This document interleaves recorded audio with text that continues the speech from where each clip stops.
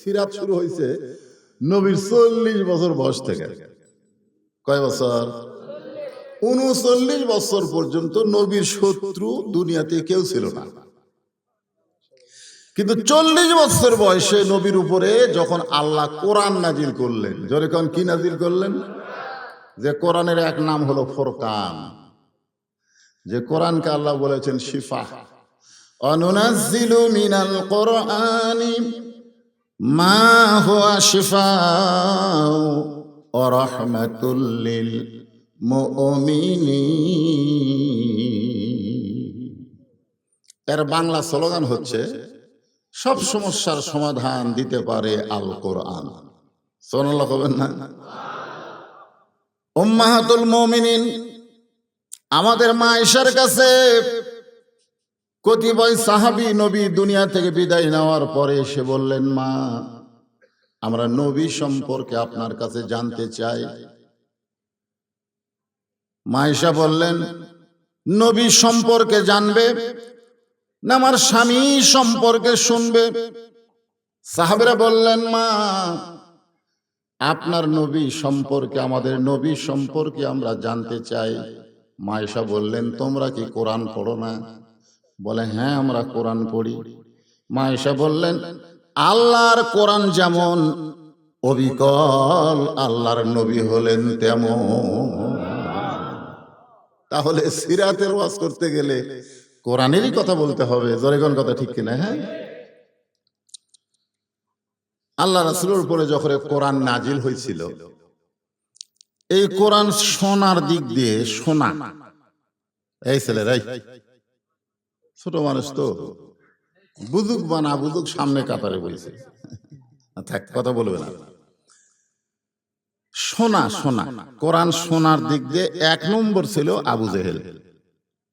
আপনারা তো বসে শুনতেছেন, আবু জেহেলের ভাগ্যে বসে থাকা শোনার সুযোগ হয়নি, দাঁড়ায় শুনছে।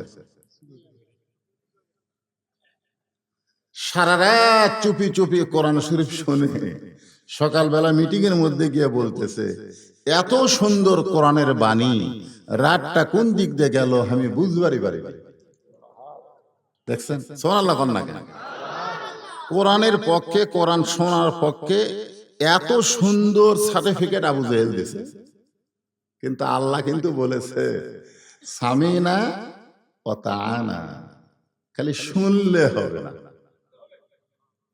কথাটা বুঝলেন? তো মিটিং এর মধ্যে গিয়ে বলতেছে, এত সুন্দর কোরআনের বাণী, রাতটা কোন দিক দিয়ে গেল আমি বুঝবারই পারিনি।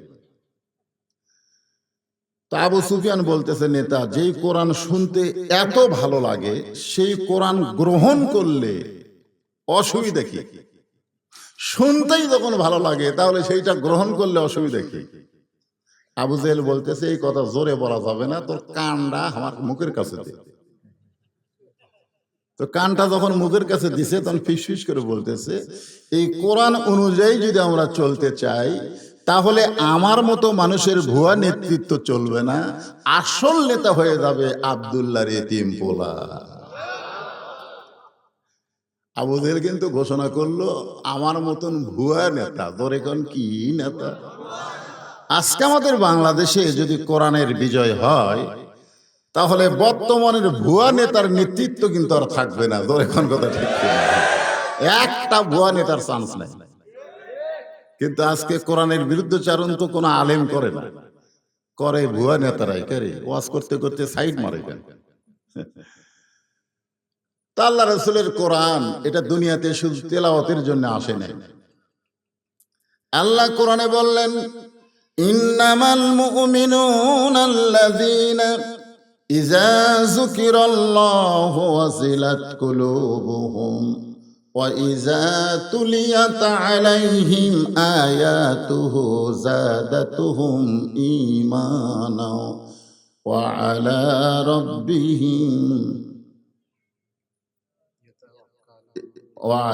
রাব্বিহিম ইয়াতাওয়াক্কালুন। আল্লাহু আকবার। আল্লাহ। এখন আমরা রাসূলের উম্মত যারা, এই আয়াতের উপরেই আমার আজকের আলোচনা হবে, সিরাত মাহফিল। আল্লাহ রাসূলের মতন ভালো মানুষ কেউ ছিল না। আপনি বলেন তার ভালো বলা, এটা কি মানুষ বলছে না আল্লাহ বলছে? আল্লাহ কোরআনে বলেছে ওয়া ইন্নাকা লাআলা খুলুকিন আযীম। রাসূলের চরিত্র হলো মহান চরিত্র। আজিম হচ্ছে আল্লাহর নাম। আজিম কার নাম? চরিত্রের মধ্যে সে আজিম শব্দটা আল্লাহ উল্লেখ করে বললেন মহান চরিত্রের অধিকারী হচ্ছেন আমাদের নবী। ধরে করে সুবহানাল্লাহ। সেই মানুষটার শত্রু কেন হলেন? শত্রু হওয়ার পিছনে কারণ কি? আল্লাহ রাসূল কোরআন নিয়ে আসেন ঘরে, মক্কার কাফেরদের মধ্যে কোনো টেনশন নাই, কিন্তু আবু জেহেলের মাথায় টেনশন, যদি নবী কোরআন নিয়ে বের হয়, যদি বের হয়, টেনশন আছে না নাই? তো আবু জেহেল তার কয়েকজন নেতা গরক নিয়ে নবীর কাছে আইছে, আচ্ছা প্রস্তাব দিচ্ছে, বাবা তুমি যে জিনিস পাইছো শুনতে ভালো, খুবই আরাম, রাত কোন দিক দিয়ে দেয় এখন বুঝবারই পারি, তুমি এই জিনিস ঘরের মধ্যে নিয়ে তেলাওয়াত করো, আমরাই শুনবো বাইরে থেকে, কিন্তু এই কোরআন নিয়ে তুমি বাইরে যাবা না, বিনিময়ে তুমি যদি, খাদিজা তো বুড়ি হয়ে গেছে, তুমি যদি মক্কার সবচাইতে সুন্দরী মেয়ে চাও আমরা তোমাকে দিয়ে দিব, গোটা মক্কার ভিতরে সবচাইতে সুন্দরী মেয়ে তোমার সঙ্গে বিয়ে দিব। 2 নম্বর শর্ত হলো তোমাকে কোনো কষ্ট করে কামাই করা লাগবে না, মক্কার সবচাইতে ভালো ভালো খাবার তোমার ঘরে আমরা পৌঁছে দেব। 3 নম্বর, তুমি যদি চাও যত পরামর্শ লাগে হামা করে দিবা, কিন্তু আইন দিবা না, পরামর্শ দিবা কিন্তু আইন দিবা না। তো এখন ব্যাপার হলো আল্লাহ রাসূল এই কথা শুনে বললেন যে আপনারা যা দিবার চাইলেন সেইটা তো দূরের কথা, যদি আসমানের চাঁদ সূর্য আমার 2 হাতে এনে দেন এই কোরআনের আন্দোলন আমি করবই। কারণ কোরআন তেলাওয়াতের কিতাব নয়, কোরআন পড়ার কিতাব নয়, কোরআন হলো সমাজ পরিবর্তনের কিতাব। জোরে কোন ঠিক কি? তখন তো তারা শত্রু হয়ে গেল যে না এই তো বার হবি, আজকে মসজিদের মধ্যে আপনি সুন্দর করে কোরআন পড়েন, সব দলের লোকেরা এসে কিন্তু আপনার পিছনে ইক্তেতা করবে।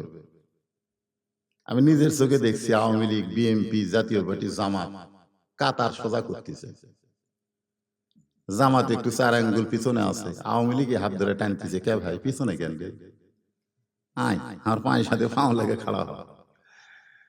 বিএনপি একটু সামনে গেছে, আওয়ামী লীগ টান দেখে সামনে যাস রে, কাতার জিনিস না। মসজিদের মধ্যে দেখবেন সব দল এক কাতার, ইমাম কোরআন পড়তেছে, এরা খালি শুনতেছে কিন্তু বুঝতেছে না। যেরকম কথা ঠিক কিনা? এখন এইটা যদি ইমাম বুঝানো শুরু করে দেয়, শুধুমাত্র 50 বছর যিনি কোরআনের সবচাইতে ভালো তাফসির করে বাংলার মুসলমানকে বুঝালেন কোরআনের তাফসির কাকে, এইটা দুনিয়া থেকে বিদায় নেওয়ার পরে হুজুরের নামে দোয়া করছে নাম ধরে, এই দোয়া করার কারণে অনেক মসজিদের ইমামতি চলে গেছে, ইমামতি চলে গেছে। চিন্তা করছেন? এখন আপনাদেরকে আমি সেই সিরাত থেকে আলোচনা করতেছি, একটু মনোযোগ দেবেন। কোরআন এবং হাদিসের সমন্বয় আমাদের শোনার দরকার আছে না নাই? হ্যাঁ, আল্লাহ রাসূল আসলে কি, আল্লাহ রাসূল আসলে কি? আমরা অনেকে বলি 12ই রবিউল আউয়াল তারিখে রাসূল দুনিয়া থেকে বিদায় নিয়েছেন, রাসূল দুনিয়া থেকে বিদায় নিয়েছেন, এই কথা আমরা অনেকেই বলি, কিন্তু রাসূল দুনিয়া থেকে বিদায় নেন নাই। আমরা ছোটবেলায় গজল শুনতাম, ইসলামের আলো জ্বলায়া দিয়া নবী ঘুমায়া আসেন সোনার মদিনায়, ইসলামের পতাকা উড়ায়া দিয়া নবী শুইয়া আসেন সোনার মদিনায়। আপনারা কেউ কর পারবেন যে ইসলামের পতাকা উড়াইয়া দিয়া নবী ময়রা আসেন সোনার মদিনায়। ময়রা কর পারবেন? তাহলে আপনারা কেন বলেন যে 12 রবিউল আউয়াল তারিখে নবী মরে গেছে? নবী মরে গেছে এ কথা কোন মুসলমানের মুখে আনাই কবিরা গুনাহ। আজও মুয়াজ্জিন আশহাদু আল্লা ইলাহা ইল্লাল্লাহ সাথে সাথেই আশহাদু আন্না মুহাম্মদ রাসূলুল্লাহ বলতেছে। জোরে কর কথা ঠিক কিনা?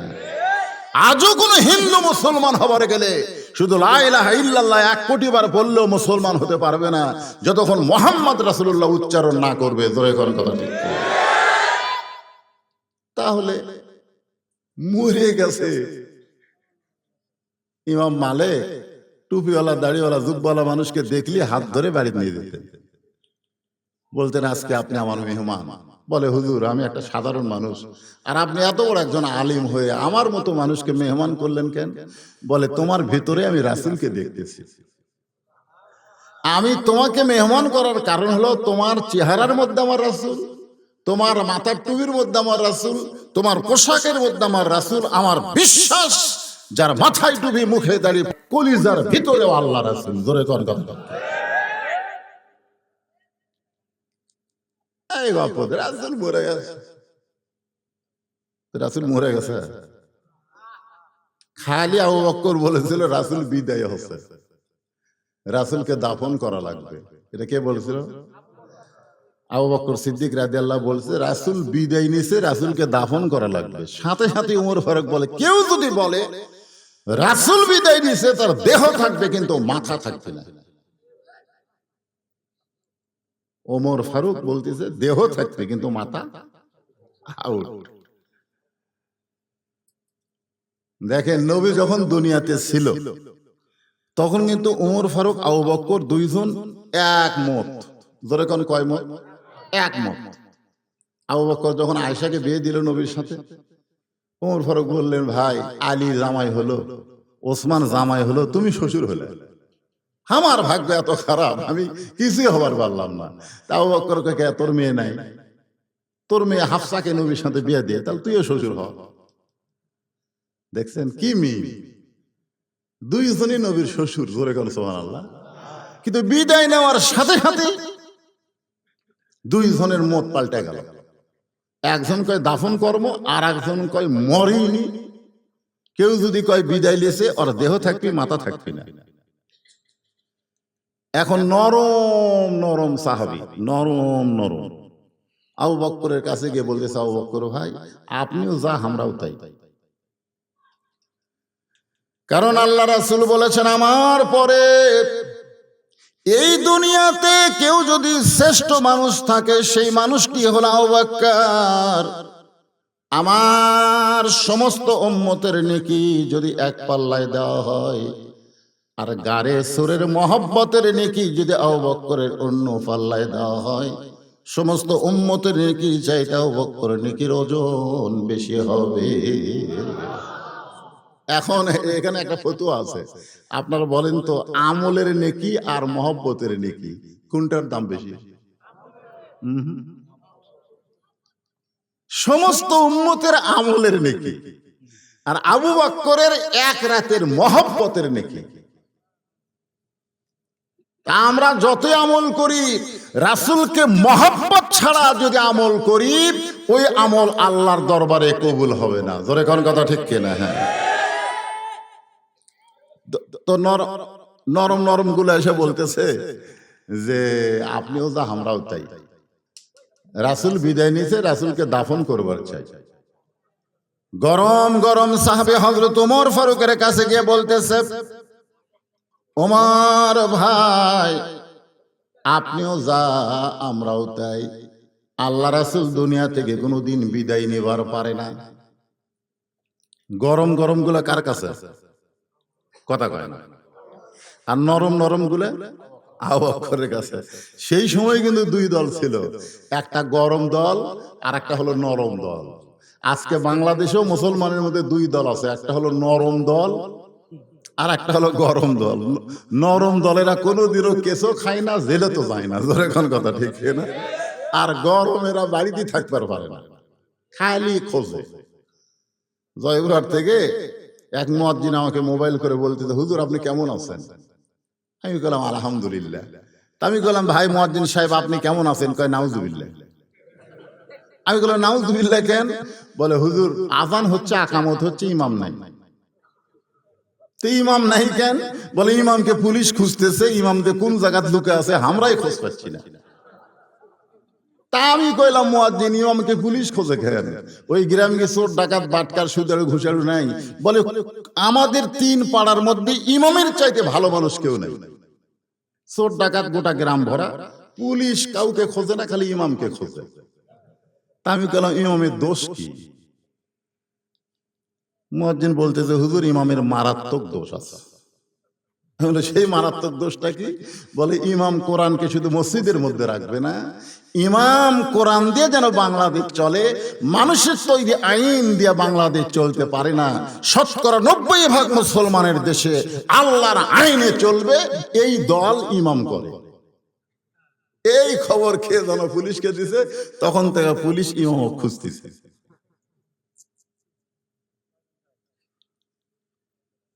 দুই দল হয়ে গেছে, একটা হলো নরম দল, একটা হলো গরম দল।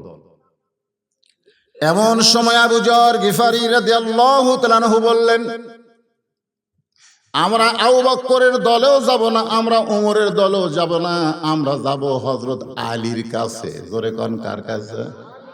আপনারা কোন তো দল বাড়তেছে না কমতেছে?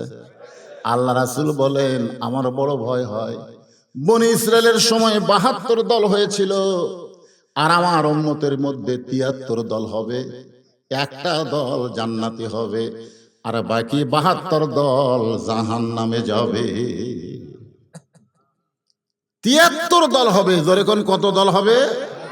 তার মধ্যে একটা দল যাবে জান্নাতে, আর ৭২ দল যাবে জাহান্নামে। সাহাবীরা বললেন ইয়া রাসূলুল্লাহ, সেই একটা দলকে? আল্লাহ রাসূল চুপ করে থাকলেন। এমন সময় আল্লাহ তাআলা কোরআনের আয়াত নাজিল করলেন, কুনতুম খায়রা উম্মাতিন উখরিজাত লিন-নাসি তা'মুরুনা বিল মা'রুফি ওয়া তানহাউনা আনিল মুনকার। আল্লাহু আকবার, আল্লাহু আকবার। এখন আপনারা আজকে সিরাত মাহফিলে চিন্তা করবেন যে আমরা ৭২-এর মধ্যে আছি না জান্নাতি দলের মধ্যে আছি। একটু চিন্তা করার দরকার আছে না নাই? ধরে কোন হ্যাঁ একটু চিন্তা করবেন, কষ্ট করে ঘরের মধ্যে বসে আছেন, আর একটু চিন্তা করবেন না। ১১ সালে একজন নেতা আমার সঙ্গে হজ করতেছে, কাবা ঘরের চত্বরের মধ্যে গিয়ে বলতেছে লব্বাইক। যারা হাজি আছেন তারা সবাই জানেন, আল্লাহুম্মা লব্বাইক লব্বাইক লা শারিকা লাকা লব্বাইক ইন্নাল হামদা ওয়ান নি'মাতা লাকা ওয়াল মুলক লা শারিকা লাক। আমি হাজি সাহেবের হাত ধরে বললাম, ভাই আমি গোটা তালবিয়ার অর্থ শুনবার চাই না, খালি শেষে যেটা করলেন লাকা ওয়াল মুলক লা শারিকা লাক, এর বাংলা কি? তো হুজুর আপনারা কোন শুনে শুনে আমরাও কই, আর তোর বাংলা জানি না। এই জন্য বাংলাদেশে আরবিতে গড় দোয়া করে আরাম আছে, আছে না নাই? আমি বহু নেতার মরার দোয়ার অনুষ্ঠানে আরবিতে গড় দোয়া করি, ওরা না বুঝায় খালি আমিন আমিন করে, বুঝবার পারে না। আমি দোয়া করতেছি না, গড় দোয়া করতেছি, জাহান্নামের মধ্যে ঢুকা দিচ্ছি, তারপরে করছে আমিন আমিন। নেতা বলতেছে হুজুর আপনারা কোন, হামু কই, আর তো বাংলা জানি না। আমি বলি আর বাংলা হলো লাকাওয়াল মুলক লা শারিকা লাক, শব্দের অর্থ হলো রাজনীতির ভিতরে, রাজত্বের ভিতরে একমাত্র আল্লাহ ছাড়া অন্য কাউকে স্বীকার করি না। আপনি হজ করার আগে কি দল করছেন? করছেন, কিন্তু হজ করার পরে আপনি যদি আল্লাহর দল না করেন, কোন মানুষের দল করলে আপনার নাম হাজি হবে, কিন্তু আল্লাহর দরবারে কবুল হবে না। তাহলে এখন এই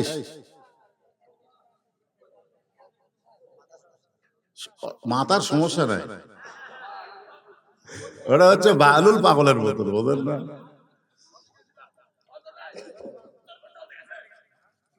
আল্লাহর বান্দার একটু মনোযোগ দিয়ে শোনেন। আবু যর গিফারী রাদিয়াল্লাহু তাআলা বলতেছেন, আমরা আবু বকরের দলেও যাব না, আমরা ওমরের দলেও যাব না, আমরা যাব হযরত আলীর কাছে। জোরে কোন কার কাছে? আলীর কাছে যাওয়ার কারণ হলো আনা মাদিনাতুল ইলমে ওয়া আলিউ বাবুহা। রাসূল বলেছেন, আমি হলাম এলেমের শহর, আলী হলেন সেই শহরের দরওয়াজা। দলাদলি না করে মীমাংসা করাই ভালো, ঠিক কিনা? কেন আবু যর গিফারী কি দল করার জন্য যাচ্ছে না মীমাংসার জন্য যাচ্ছে? মীমাংসার জন্য কার কাছে যাচ্ছে? আলী কি আলী কি সাধারণ ব্যক্তি? আলী একজন আলেম। আজকে বাংলাদেশের মীমাংসার জন্য আমরা সাধারণ নেতার কাছে ধর্ণা ধরিয়ে আলেমের কাছে যাই না। ধরে কোন কথা ঠিক কি না? বহু তালাক দিয়েছে 3টা, চেয়ারম্যান 2 থাপ্পড় দিয়ে কয় আর জন তালাক দিস না। এমন সময় আমি যাচ্ছি, আমাকে কয় হুজুর একটু দোয়া করেন। কিসের দোয়া ভাই? কয় আমরা কাম করছি হুজুর, আপনি খালি দোয়া করেন। বলে কি কাম করছেন? বলে এই ছেলে রাগ করে বউ 3 তালাক দিছে, আমরা 2 থাপ্পড় দিয়ে বউর হাতত দিছি। তা আমি কইলাম ভাই এটা তো ইসলামে জায়েজ নাই, আমি দোয়া করতে পারবো না। তখন বলে হুজুর তাহলে আপনি যান, এই মেম্বার এই তুই দোয়া কর। তাই আমি ফট করছি এর বসলাম। মেম্বার আর দোয়া করার সাহস পায় না। আমি বললাম মেম্বার সাহেব দোয়া করেন। কয় হুজুর আমরা দোয়া করতে পারি, কিন্তু আলেম থাকলে পারি না। আলেমরা যদি না থাকে তাহলে আমরা দোয়া করতে পারবো, আপনি থাকতে আমি দোয়া করে পারবো না। তাহলে বউ তালাক দিয়ে তুমি নেতার কাছে যাবা কেন? তুমি আলেমের কাছে যাবা। ধরে কোন কথা ঠিক কি না? আবু যর গিফারী বললেন, আবু বকরের দল হয়ে গেছে, উমরের দল হয়ে গেছে, এখন মারামারি শুরু হবে। ধরে কোন ঠিক কি না? একদল দাফন করবার যাবি, আর একদল লাঠি নিয়ে আসবি। আল্লাহর নবী নূরের তৈরি না মাটির তৈরি, এই নিয়ে আমাদের বাংলাদেশে মারামারি আছে না নাই? ধরে কোন আছে না নাই? আসলে নবী কিসের তৈরি এইটা মীমাংসার দরকার। 2টা দল হলে চলবে না। ওয়াতাসিমু বিহাবলিল্লাহি জামিআ ওয়ালা তাফাররাকু। আল্লাহ বলেছেন তোমরা দলাদলি করো না, বরং তোমরা একত্র হয়ে যাও। তোমরা একত্র হয়ে থাকলে পৃথিবীর কোন ইহুদি খ্রিস্টান, পৃথিবীর কোন বৌদ্ধ হিন্দু তোমাদের একটা পশম পর্যন্ত উগলাতে পারবে না। ধরে কোন কথা ঠিক কি না? কারণ মুসলমান হলো বরের জাত, আর কাফের বেঈমান হলো বর যাত্রী। মুসলমান কিসের জাত? বরের জাত। আপনার বিয়ার অনুষ্ঠানে যাননি? আপনারা কোন যাননি? বরের সাথে যাননি? আচ্ছা মধ্যে ঘাটা যায় যদি বর কয় ভাই মেয়ে আমার পছন্দ নয়, আমি বাড়ির যাবো। বর যাত্রী করছে যা তুই যা, আমরা আর বাড়ির যাবো না, আমরা নিয়ত করে বেড়াতে খাবার বানাবো।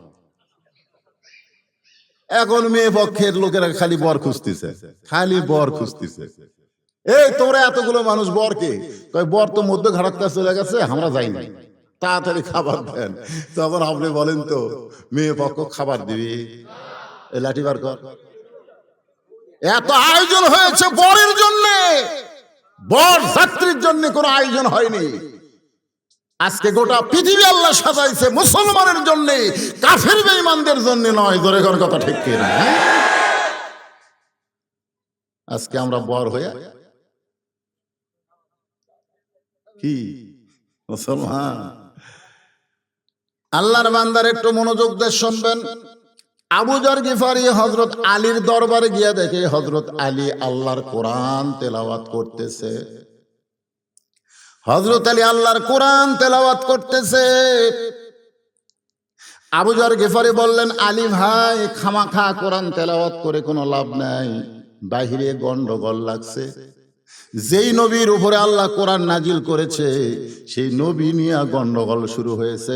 খামাখা কোরআন তেলাওয়াত করে কোনো লাভ নাই। খামাখা, খামাখা বোঝেন? আমাদের বগুড়ার ভাষা। আপনারা কি করেন? অনেকে কয় অযথা, অযথা নামাজ পড়া লাভ আছে। তোমার বউ স্টার জলসা দেখে, তুমি এসব নামাজ পড়ে বাড়িতে যাচ্ছে, তোমার ঘরের মধ্যে থেকে হিন্দুকে পূজার বাদ্য হরি হরি হরি হরি লোলো লোলো লোলো করে বাঁচতেছে। ঘরের ঢুলকি দিয়ে দেখে আমার বউ ভারতে স্টার জলসা দেখতেছে, আর স্টার জলসা দেখার কারণে হিন্দুকে নাটকের মধ্যে পূজার বাদ্য আমার ঘরে লোলো লো করে বাঁচতেছে হরি হরি হরি হরি। আল্লাহ কয় অযথা নামাজ পড়ে তোর কোনো লাভ নাই যতক্ষণ পর্যন্ত তোর বউকে ঠিক করতে না পারবি। তোর কোন কথা ঠিক না? মুসলমানের ঘরে কোরআন তেলাওয়াত হবে, মুসলমানের ঘরে হিন্দুদের পূজার বাদ্য কেন বাজবে? অযথা। অনেকে বলে হুজুর অযথা ওয়াজ করে লাভ কি? অযথা আপনি যেই রাত্রে ওয়াজ করেন সেই রাত্রে ফজরে মুসল্লি ঘুমা যায়। গতকাল মুসল্লি হয়েছিল ফজরে 20 জন, আজকে ওয়াজ শুনেতে ঘুম আসবি চেতনে পাবি না। মুয়াজ্জিন একলাই না হয় ইমাম আসবি। এই কি অযথা। যে ছেলেরা সিরাত মাহফিল করতেছে আপনি খুঁজলে দেখেন এদের মধ্যে অনেকে হয়তো মাগরিব এশা নামাজ পড়েনি। অযথা। কথা এইরকম অযথা কয় খামাখা। আপনার অযথা কন না খামাখা কন? খামাখা খামাখা কোরআন তেলাওয়াত করে লাভ নাই। যেই নবীর উপর আল্লাহ কোরআন নাজিল করেছে সেই নবীর নিয়ে দ্বন্দ্ব শুরু হয়েছে।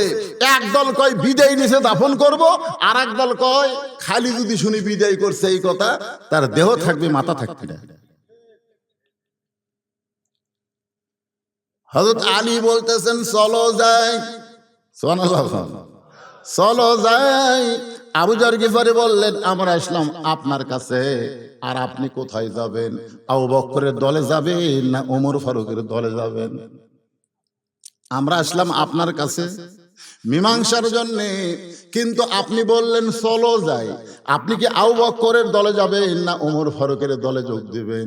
আলী বলতেছেন আবু যর, যারা প্রকৃত মুসলমান হবে তারা কোনোদিন মানুষের দল করবে না। আবু বকরের দল করাও জায়েজ নাই, ওমরের দল করাও জায়েজ নাই। মুসলমানকে কেবলমাত্র দল করতে হবে আল্লাহ। তাহলে কি বলতেছেন? আবু বকরের দল করাও যাবে না, ওমরের দল করাও যাবে না। আর আপনারা বাংলাদেশে কার দল করতেছে? কার দল করতেছে? মুসলমানের বাচ্চা যদি হও তাহলে কোনো মানুষের দল করা চলবে না। মানেন বা না মানেন সিরাতে রাসূল শোনেন। কার দল করবেন? আরো জোরে জোরসে বলুন। জোর হলো না? যারা বলতেছেন না, যারা বলতেছেন না তাদের দুই কান্দে দুই মুহুরি। আল্লাহ বলতেছে আল্লাহ এই শয়তানের কান্দ থামা থাকবো না। হুজুর বলতেছে কার দল করবে? আর আল্লাহর দল তোমার দল কয় না, আর কান্দর থেকে আমরা লেখমু কি? ই তো পুরিয়া শয়তান হয়ে গেছে। দুই কান্দে দুই ফেরেশতা মাঝে মধ্যে রাগ করে আল্লাহকে আল্লাহ আল্লাহ আল্লাহ। এই দেখেন আজান হলো, সবাই নামাজ পড়ে গেল, এই শয়তান তো বেড়ায় ঘুরতেছি, আর কান্দর থেকে আমরা লেখমু কি? আল্লাহ বলতেছে ধৈর্য ধর, হতে পারে তওবা করে একদিন মুসলমান। জোরে কান সুবহানাল্লাহ। আল্লাহ আমাদেরকে এত ভালোবাসে যে মরার আগ পর্যন্ত আমাদেরকে ফিরে আসার সুযোগ দিছে। জোরে কোন কথা ঠিক কিনা? এত আল্লাহর দয়া। লা তাকনাতু মির রাহমাতিল্লাহ, ইন্নাল্লাহা ইয়াগফিরুয যুনুবা জামিআ, ইন্নাহু হুয়াল গাফুরুর রহিম। এতদিন যা করছি আজ থেকে তওবা করে যদি আমরা আল্লাহর পথে আসতে পারি আল্লাহ অতীত জীবনের সমস্ত পাপ মাফ করে দিবে। জোরে কোন কথা ঠিক কিনা? তাহলে কার দল কর্ম এই কথা বলতেও আল্লাহ দেবাকে আটকে গেছে। কি মন খারাপ করতেছেন? সামনে আসছে শুভ দিন, চিন্তা ভাবনা করে নিন। সময় কিন্তু আর বেশি বাকি নাই। হ্যাঁ, আল্লাহর বান্দার একটু জবান করে বলতে হবে। আবু যর গিফারি বললেন আলী ভাই তাহলে আপনি আমাদেরকে কোথায় নিয়ে যাবেন?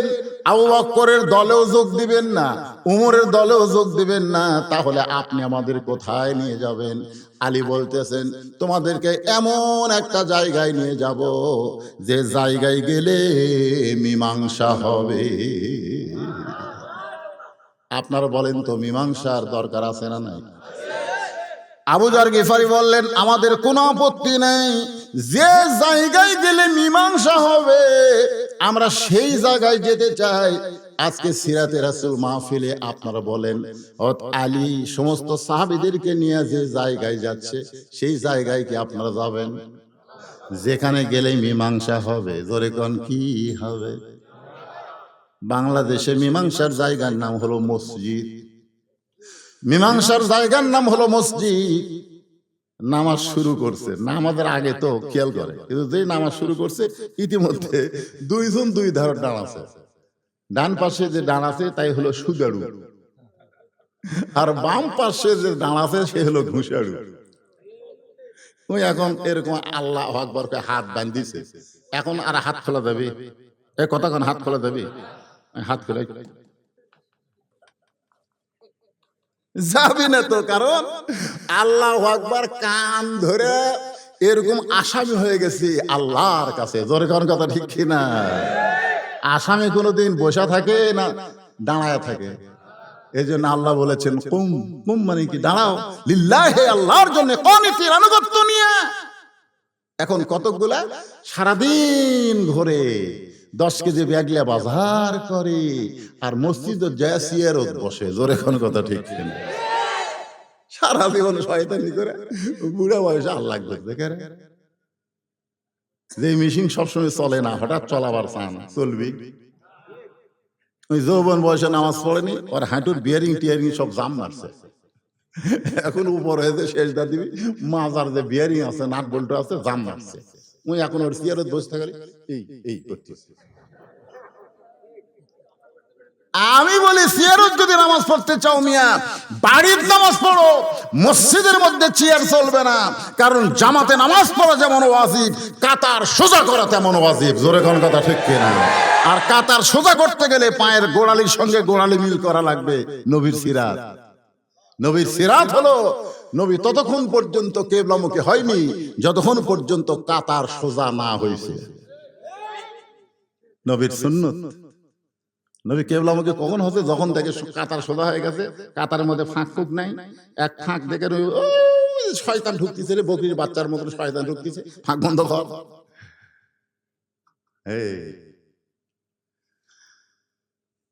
তাহলে আল্লাহ কোরআনে কি বললেন? কুম, কুম মানে কি দাঁড়াও। জোরে কোন কি করো? দাঁড়াও। লিল্লাহি কানিতিন, আল্লাহর আনুগত্য নিয়ে। ওই দাঁড়াইছে আনুগত্য নিয়ে, হাত বান্ধিছে, কিন্তু একটু চোখ টিরা করে দেখে সুদারু ঘুষারু। এখন যে ব্যক্তি 1 টাকা সুদ খায়, কয় টাকা? 100 টাকা লয়। 1 টাকা যে ব্যক্তি সুদ খায়, নিজের গর্ভধারিণী মায়ের সাথে 42 বার জিনা করার পাপ হয়। সেই সুদারু আর ডান পাশে দাঁড়াছে, কেবল সালাম ফিরেছে, সালাম ফিরাতেই দুইজনের হাত খপ করে ধরছে। দুইজনে বলতেছে, কে ভাই হাত ধরলি কেন? এই কথাগুলো শোনো, হাত ধরলি কেন? বলে ভাই একসঙ্গে কাতারবদ্ধ হয়ে নামাজ পড়লাম ভাই রে, তোমরা আমার ভাই, একসাথে জান্নাতে যাবার চাই, এই জন্য হাত ধরছি ভাই, একটু খাড়া হও, কোলাকুলি করি। তো ঘুষার বসে থোছে, সুদারুক চুলিছে, তুলা কোলাকুলি করতেছে। কোলাকুলি করতে করতে কানে কানে বলতেছে, তুই বলে সুদ খাস, তুই বলে সুদ খাস। ওই তখন খালি নিচের দিকে তাকাচ্ছে, নিচের দিকে তাকায় মনে মনে বলতেছে, এমন জায়গা তুই ধরলু রে, এই ধরা খালি রাস্তার ধরলে তোর আমি চাপা ফাটাতাম। ধরে কোন কথা ঠিক কিনা? কিন্তু এমন জায়গা আমাকে ধরলি যেখানে মিথ্যা বলা যাবে না। আমাদের বাংলাদেশে তারা নামাজ পড়ে না, তারাও ঝগড়া লাগলে বলে, বিশ্বাস যদি না করিস মসজিদ ছুঁয়ে কব, বিশ্বাস না করিস মসজিদ ছো। আমি কইলাম কে রে, নামাজ পড়িস না, মসজিদের কি বুঝিস? নামাজ না বললে কি হবে হুজুর, মসজিদ আল্লাহর ঘর, এটা আমরা বিশ্বাস করি। সুবহানাল্লাহ। সমস্ত সাহাবী হযরত আলীর পিছনে পিছনে রওনা দিল। হযরত আলী একটা ঘরের দরজায় এসে থমকে দাঁড়ালেন, যে ঘরটা হলো উম্মাহাতুল মুমিনিন মা আয়েশার ঘর, যে ঘরে আল্লাহর নবী এখনো আছে। জোরে কোন সুবহানাল্লাহ। এখনো যেই ঘরে নবী আছে সেই ঘরের দরজায় দাঁড়ালেন হযরত আলী উম্মাহাতুল মুমিনিন মায়েশার ঘরের দরজায়। এমন সময় আবু বকর দৌড়ে এসে আলীর ডান হাতখানা ধরে বলতেছে, এত পরে আসলে কেন, এত পরে আসলে কেন? নবী দুনিয়া থেকে বিদায় নিয়েছে, নবীকে দাফন করা লাগবে। কারণ নবী বলেছেন তিনটা কাজ তোমরা দেরি করবা না, তিনটা কাজ তোমাদের দেরি করা চলবে না। এক নম্বর হলো মানুষ মারা গেলে তাকে তাড়াতাড়ি দাফন করা লাগবে।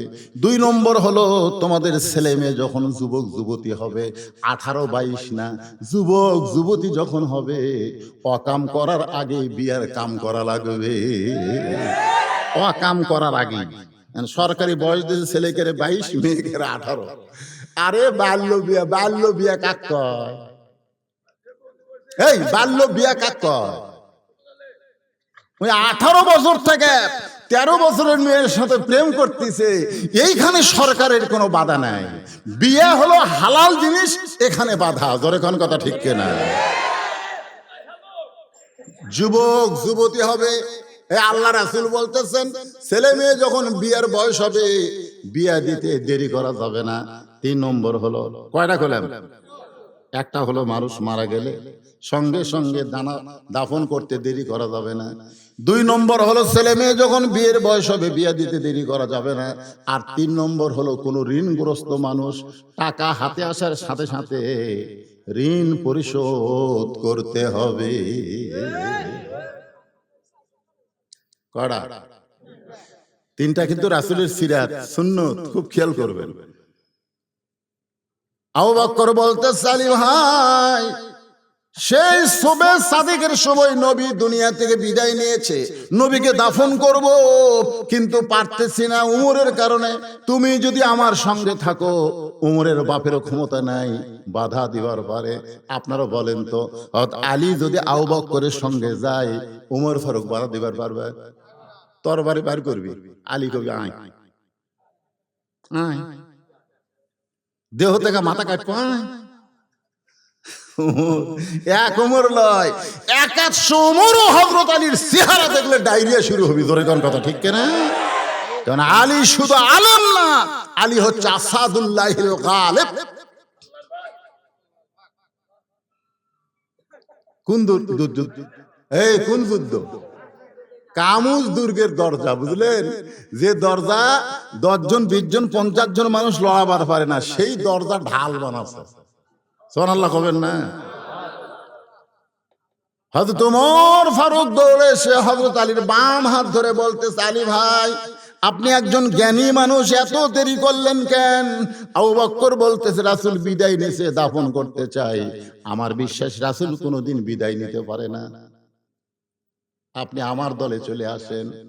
আলী বলতেছেন, আপনারাই হলেন 1 নম্বর 2 নম্বর, আবু বকর হচ্ছে 1 নম্বর, উমর ফারুক কয় নম্বর? আপনারাই হলেন 1 নম্বর 2 নম্বর। আপনারাই যদি ভেজাল করেন তাহলে সাধারণ মানুষ কি করবে? আজকে নবী নূরের তৈরি না মাটির তৈরি, এটা 20 বছর আগে সাধারণ মানুষ জানতো না, কিন্তু আলেমরাই ভেজাল শুরু করে দিয়া সাধারণ মানুষের মন বিগড়ে দিয়েছে। জোরে কোন কথা ঠিক না? আপনারাই আলেম, রাসূল নূরের না মাটির, ঘরের মধ্যে সমস্যার সমাধান করেন। এ কোরআনের মাহফিলে এসে হাজার হাজার মানুষের সামনে কেন বলবেন রাসূল মাটির তৈরি? কেন বলবেন রাসূল নূরের তৈরি? কেন বলবেন? যেখানে 70,000 নূরের পর্দা, ফেরেশতা জিবরাইলকে আল্লাহ বলতেছে, এক ধাপ যদি সামনে যাও তোমার অস্তিত্ব পুরা হবে ছাই।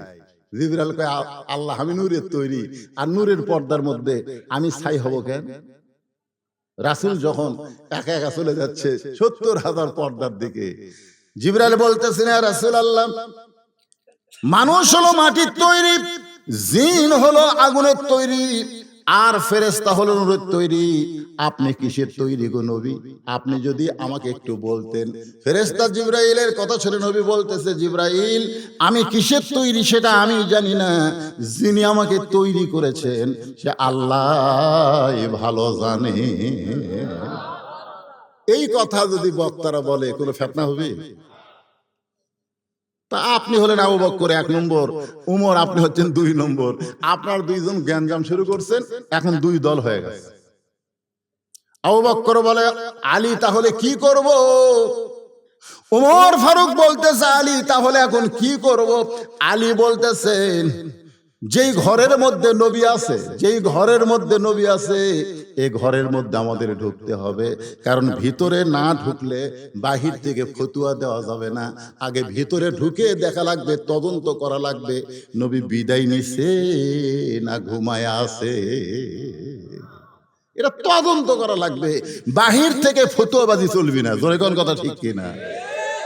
কোরআন দেখো, রাসূলের হাদিস দেখো, কোনটা সহি কোনটা গায়রে সহি, ঈদে মিলাদুন নবী না সিরাতুন নবী, কোনটা জায়েজ কোনটা হারাম, এটা কোরআন হাদিস দিয়ে আমাদের বুঝতে হবে, যাচাই করা লাগবে। জোরে কোন কথা ঠিক কিনা? হ্যাঁ, ভিতরে ঢোকেন, বাইরে থেকে চিল্লাচিল্লি করেন, ভিতরে ঢোকার প্রয়োজন আছে না নাই? সারাদিন ভিক্ষা করে 2 কেজি চাউল পায়, বউ কয় তোমার সারা জীবন ভিক্ষা করে তাও কিছু হবে না। তো স্বামী কয় তাহলে কি করবো? কয় ভিতরে ঢোকেন। স্বামী কয় কার ভিতরে? শাহজাহানের রাজ দরবারের ভিতরে ঢোকে। তাহলে বাদশাহ শাহজাহানের কাছে নিজের গরিবের কথা কয়ে দেখেন, এমন দেওয়া দিবি 2-4 বছর বসে থাকে খাবে, এ বাড়িয়া ঘরে নিয়ে ওই বইয়ের বুদ্ধি শুনে বাদশাহ শাহজাহানের কাছে যাবে, যায় দেখে বিশাল দরজাতে একজন দারোয়ান লাঠি নিয়ে খাড়া আছে। ফকির দেখে লাঠি তুলছে, কোন দিকে আসিস? এটা হলো বাদশাহ শাহজাহানের রাজ দরবারের দরজা। এই দরজাতে উজির নাজির মন্ত্রী যারা তারাই ঢুকতে পারে, তোর মতন ফকির ঢুকলে আমার চাকরি থাকবে না। ফকির দেখতেছে এখানে ডাইরেক্ট কাজ করা যাবে না, উদউ ইলা সাবিলি রাব্বিকা বিল হিকমাহ। জোরে কান সুবহানাল্লাহ। দৌড়ে গিয়া দারোয়ানের 2 পা খপ করে ধরছে, 2 পা ধরে 2 টোটা চোখের পানি দারোয়ানের পায়ে পড়ছে। দারোয়ান লাঠি ফেলে দিয়ে বলতেছে, ভাই তুইও যা আমিও তাই, তুই ভিক্ষা করে খাস আর আমি দরজা পাহারা দিয়ে খাই, আমাদের মধ্যে কোনো তফাৎ নাই। ফকির বলতেছে তাহলে দরজা খুলে দাও। দারোয়ান বলতেছে, পাগল, আরো 16টা দরজা আছে, প্রত্যেকটা দরজায় একটা করে দারোয়ান লাঠি নিয়ে দাঁড়ায় আছে, আমি তোরে ছাইড়া দিলে ওই দারোয়ান গুলা ছাড়বে না। ফকির বলতেছে খালি তুমি ছাড়া দাও, পরের দারোয়ান ছাড়বে কি ছাড়বে না সেটা আমার ব্যাপার। প্রথম দরজার দারোয়ান ঠাট্টা করে দরজা খুলে দিছে। ঠাট্টা বোঝেন না? যা পরের দারোয়ানের পিটুন খাই এমনি বার হইবে। ওই দরজা খোলা বা ভিতরে ঢুকেছে। দ্বিতীয় দরজার দারোয়ান লাঠি তুলে বলতেছে, ফকির ঢুকলা কেমনে? আরে ফকির ঢুকলা কেমনে? ফকির বলতেছে, কেমনে ঢুকলাম যদি জানবার চাও তাহলে প্রথম দরজার দারোয়ানের কাছে যাও। আমার পরিচয় শুনে কাঁপতে কাঁপতে দরজা খুলে দিয়েছে। দ্বিতীয় দারোয়ান চিন্তা করে, এর যদি পরিচয় না থাকবে তাহলে প্রথম দরজার দারোয়ান দরজা খুলবে কেন? খামাখা আমি দরজা বন্ধ করে চাকরি নষ্ট করব না, ফকিরের চেহারায় সিআইডি হতে পারে। সুবহানাল্লাহ। এইভাবে দারোয়ান সমস্ত দরজা পাড়ি দিয়ে রাজ দরবারের ভিতরে ঢুকেছে। ইমাম গাজ্জালি বলেন, মুসলমান তোমাদের কয়েকটা দরজা আছে, তার মধ্যে প্রথম দরজা হলো মৃত্যুর দরজা। মৃত্যুর দরজায় কলেমা পড়তে পড়তে, কলেমা শাহাদত পড়তে পড়তে যদি মরতে পারো, কবর বলো, হাসর বলো, মিজান বলো, ফুলসিরাত বলো, আর কোন দরজায় তোমাদেরকে আটকানো হবে না। অফতিহাত আবওয়াবুহা সালামুন আলাইকুম তিবতুম ফাদখুলুহা খালিদিন। একে রাজ দরবারের মধ্যে ফকির। প্রধানমন্ত্রীর সাথে দেখা। প্রধানমন্ত্রী বলতেছে, কি বলি, এতগুলো দরজা পাড়ি দিয়ে যেই বেটা ভিতরে ঢুকছে কি বলি। ফকির বলতেছে, মুখ বন্ধ করে আছিস করে, বাসা সাজান কুটি। সুবহানাল্লাহ। প্রধানমন্ত্রী চুম চড়ছে, ওরে সর্বনাশ, আমরা সম্রাট জাহাপনা বলে সম্বোধন করি আর এই বেটাকে বাসা সাজান কুটি। কাঁপতে কাঁপতে বলতেছে, বাবাজি আপনাকে চিনি না। বলে চিনার দরকার নাই, বাদশা কোথায় আগে সেটা কর। বলো ওই ছোট্ট ঘরের ভিতরে। ফকির ছোট্ট ঘরের কাছে গিয়ে দেখে দরজা বন্ধ। একটা জানালার পাল্লা দিয়া ভিতরে তাকায় দেখে একজন মানুষ 2 হাত তুলে কাঁদতেছে আর বলতেছে, ও বাদশার বাদশা, তোমার দরবারে আমি ফকির, দু চোখ দিয়ে দর দর করে পানি পড়তেছে। ফকির মনে মনে কয়, এতদিন বাহির থেকে মনে করেছিলাম বাদশাহ শাহজাহান, কিন্তু আজকে ভিতরে ঢুকে দেখলাম তুইও যা আমিও তাই। এটা ভিতরে না ঢুকলে বোঝার উপায় নাই। জোরে কোন কথা ঠিক কিনা? ফকির চিন্তা করে, এতদিন বাহির থেকে মনে করেছিলাম বাদশাহ শাহজাহান, কিন্তু আজকে ভিতরে ঢুকে দেখলাম তুইও যা আমিও তাই। তুইও ফকির আমিও ফকির, আর ফকিরের কাছে ফকির ভিক্ষা চাবে না। তুই যার কাছে দুই হাত তুলে কাঁদতেছিস, আমিও তার কাছে ভিক্ষা চাইতে চাই। কারণ ভিতরে না ঢুকলে আসল বাদশার খবর পাবেন না। কোরআনের ভিতরে ঢোকেন। এই যে কোরআন দেখতেছেন, এই কোরআনের ভিতরে ঢোকেন। 29 পারার প্রথমেই আল্লাহ বলতেছেন, এই বাংলাদেশের প্রধানমন্ত্রী বাদশা না, প্রেসিডেন্ট বাদশা না, আমেরিকার প্রেসিডেন্ট বাদশা না, আসল বাদশা হলো তাবারাকাল্লাযী বিয়াদিহিল মুলকু ওয়া হুয়া আলা কুল্লি শাইইন কাদির। বাইরে থেকে আপনি কোন দাফন কর্ম, আর আপনি বলতেছেন যদি বলে কেউ বিদায় নিয়েছে তার দেহ থাকবে মাথা থাকবে না। বাইরে থেকে ফেসাল পারেন কেন? ভিতরে ঢোকেন। আপনারা বলেন তো, ভিতরে ঢোকার দরকার আছে না নাই? আল্লাহ কি বলেছে? উদখুলু ফিস সিলমি কাফা। খালি আদা দি ঢুকলে হবে না। শীতের দিনে যদি আপনি সবই ঢাকিছেন কিন্তু দুটো পাও বাইর করে তোছেন। মাঘ মাসের দিনে ল্যাপের মধ্যে সবই আছে কিন্তু দুটো পাও খেলে বের করে তোছেন। আপনি বলেন তো শরীর গরম হবে? কারণ ঢুকলে পুরি ঢোকা লাগবে। জোরে কোন ঠিক কিনা? আপনি মশার দিনে মশারের বাইরে দেহ তোছেন কিন্তু হাতটা খেলে বাইরে তোছেন। মশা কবি ওর হাতের উপরে কাজ আদায় কর্মরে। জোরে কর কথা ঠিক কিনা? তার মানে কি বোঝা গেল? গোটা দেহ ঢোকা লাগবে। বাসের মধ্যে যখন বসবেন তখন দেহ গোটাই বাসের মধ্যে রাখতে হবে, হাত মাথা জানলা দিয়ে বার করা যাবে না। জোরে কর কথা ঠিক কিনা? আপনি এগুলা সবই বোঝেন, এগুলো আপনি সবই বোঝেন, কিন্তু বছর অন্তর 12 রবিউল আউয়াল তারিখে আপনি শুধু আশিকে রাসূল হবেন। আল্লাহ রাসূলের জিন্দেগি, আল্লাহ রাসূলের সিরাতকে আমল নিয়ে আসবেন না, তাহলে আপনি পুরোপুরি ইসলামের মধ্যে ঢুকতে পারবেন না। জোরে কোন কথা ঠিক কিনা? এখন হযরত আলী বলতেছেন ভিতরে ঢোকা লাগবে। সুবহানাল্লাহ। তদন্ত করা লাগবে। রাসূল বিদায় নিয়েছে না ঘুমের মধ্যে আছে, আবু বকর ঠিক না ওমর ঠিক, এটা তদন্ত না করলে বলার উপায় নাই। এখন আবু বকর বলতেছে তাহলে ভিতরে কে ঢুকবে? এখন ভিতরে কে ঢুকবে? 1 লক্ষ থেকে 1.25 লক্ষ সাহাবী। সুবহানাল্লাহ।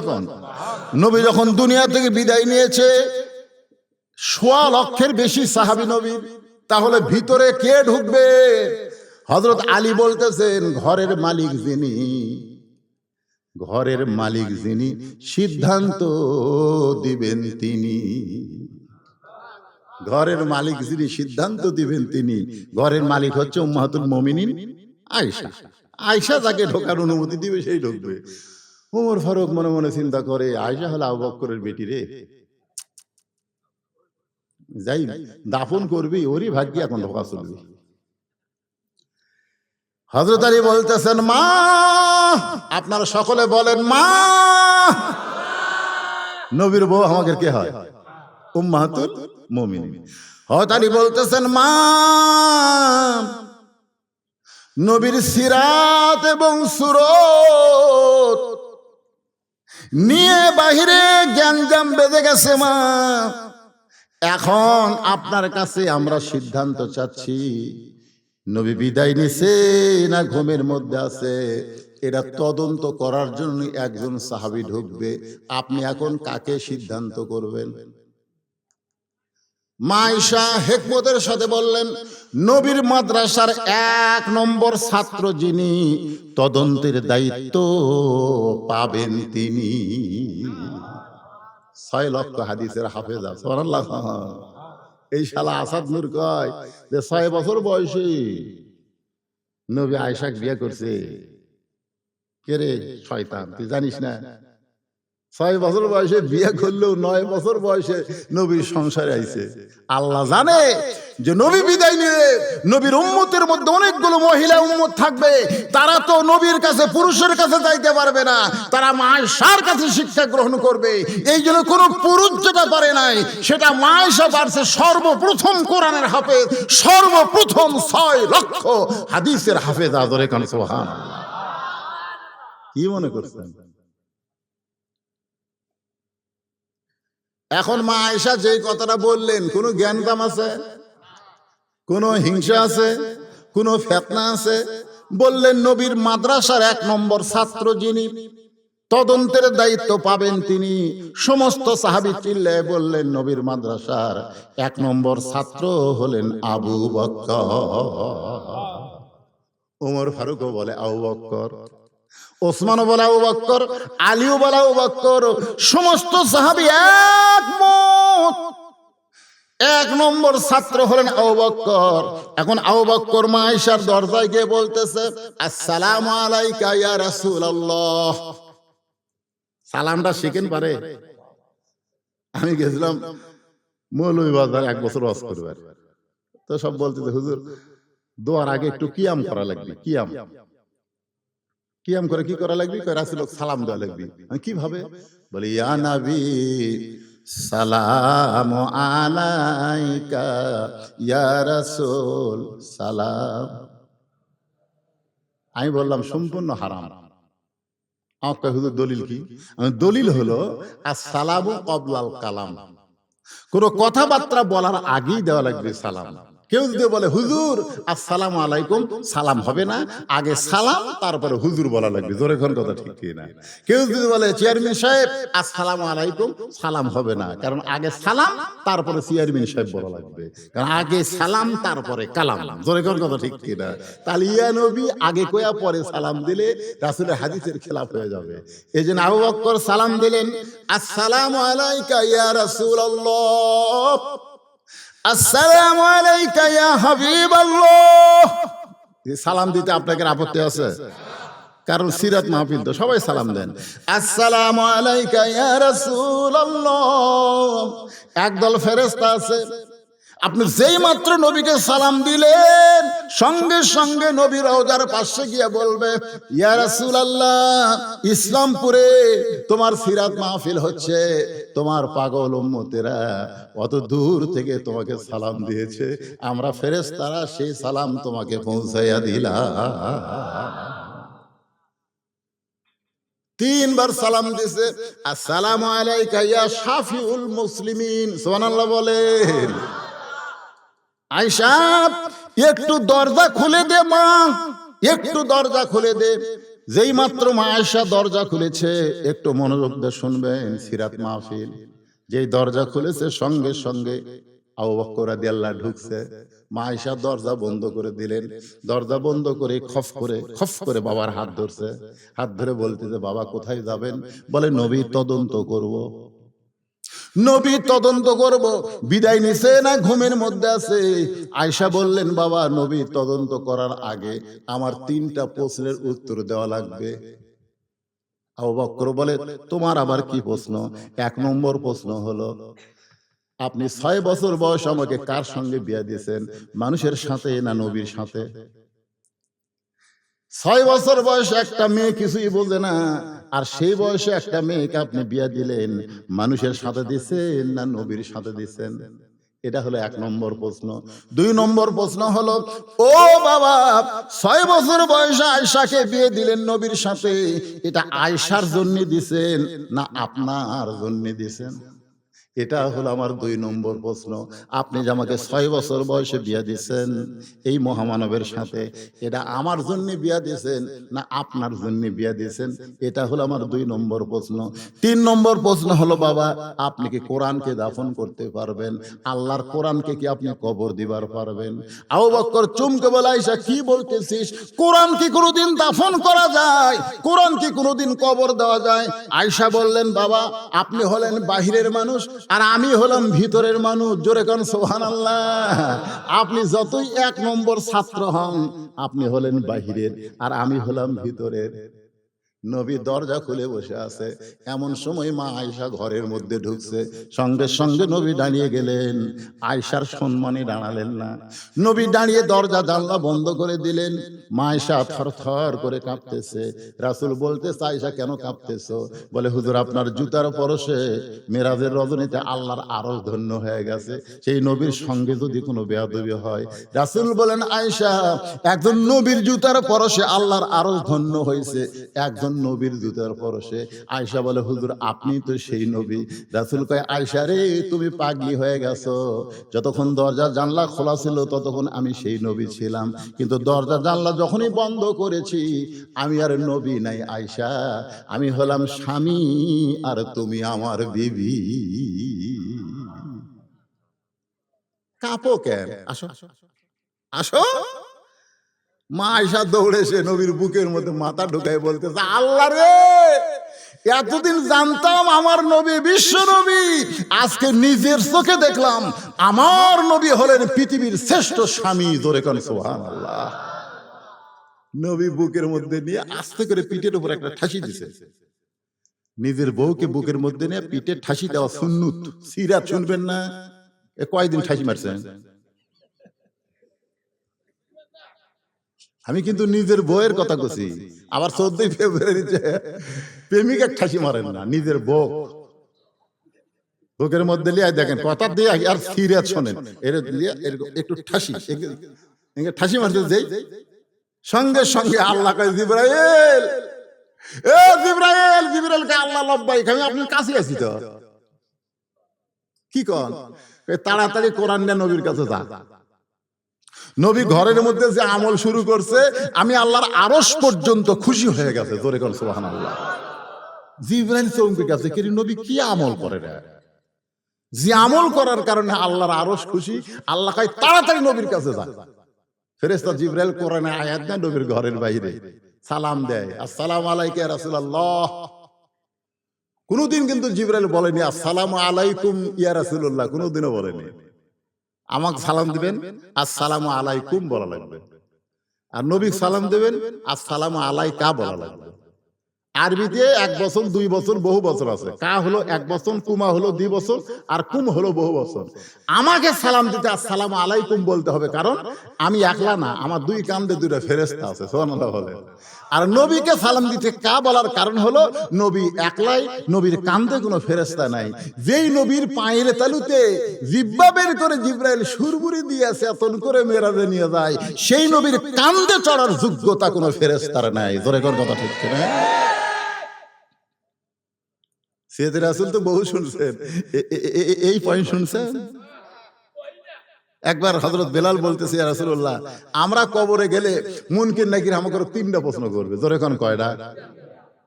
কিন্তু আপনি যখন কবরে যাবেন, মুনকির নাকির আপনাকে কয়টা প্রশ্ন করবে?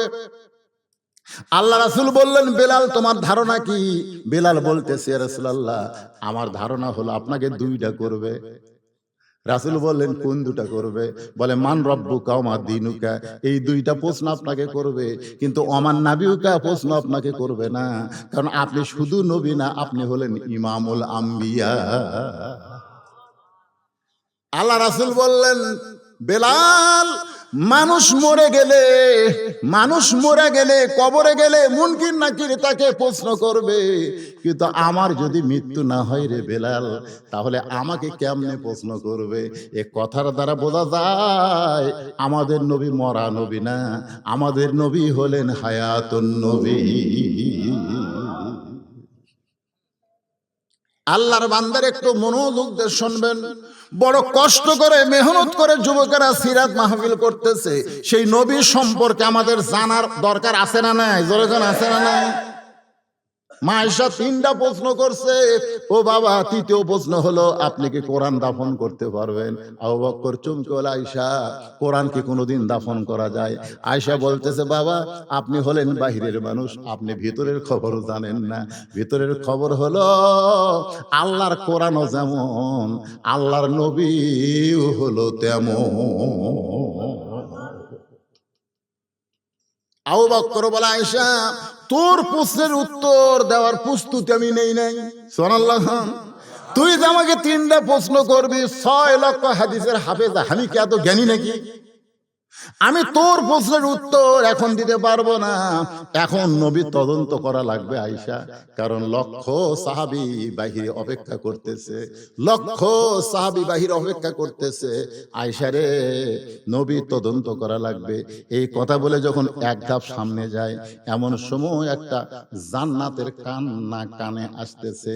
কে যেন করুণ স্বরে কাঁদতেছে, ওই কান্না যেন আল্লাহর জান্নাত থেকে আসতেছে। আবু বকর বলে, আয়েশা, আলোকিত নবী দুনিয়া থেকে বিদায় নিল, ঘরটা এত অন্ধকার, কে কান্দে এমন করে, মনে হয় জান্নাত থেকে কান্নার আওয়াজ আসতেছে। আয়েশা বলতেছে, বাবা, যে মহিষী নারী কাঁদতেছে, নবীর মেয়ে হবার পরেও আল্লাহর নবী তাকে মা হিসাবে সম্মান করেছে। বাবা, যে মহিষী নারী কাঁদতেছে, নবীর মেয়ে হওয়ার পরেও নবী তাকে মা হিসাবে সম্মান দিয়েছে। আপনার বলেন তো তার নাম কি? রাসূল সবসময় বলতো, আমার রোকেয়ার স্বামী, আমার জয়নবের স্বামী, আমার কুলসুমার স্বামী, আমার ওসমান জামাই, আমার 3টা মেয়ের স্বামী। হাসান হোসেন নানার গলা ধরে বলতো, না, তাহলে আমার মা কি আপনার মেয়ে না?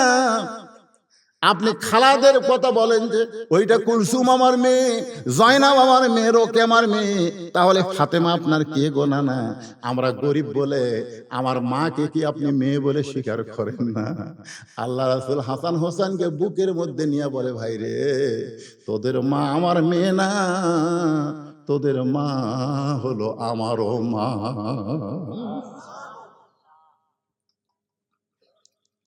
নবীর 3টা বিবি নবীর কাছে বসে আছেন। নবী যখন বিবির কাছে থাকেন, তখন কিন্তু নবী হিসাবে থাকেন না, স্বামী হিসাবে থাকেন। সুবহানাল্লাহ। 3টা বইয়ের নাম হলো উম্মে সালমা, সাউদা আর আয়েশা। 3টা বউ নবীর সঙ্গে হাসি খুশি গল্প করতেছে। এমন সময় নবীর মেয়ে ফাতেমা ঘরের মধ্যে ঢুকছে। যেই ঘরের মধ্যে ফাতেমা ঢুকছে, সঙ্গে সঙ্গে বসা নবী দাঁড়িয়ে বলতেছে, মা, আপনি কষ্ট করে কেন আমার ঘরে আইলেন? আমাকে ডাকলি তো আমি আপনার ঘরে ঢুকতাম। আয়েশা নবীর জুব্বা টেনে ধরে বলতেছে, ইয়া রাসূলুল্লাহ, আপনার মেয়ে ঘরের মধ্যে ঢুকলো আর আপনি বসা নবী দাঁড়িয়ে গেলেন।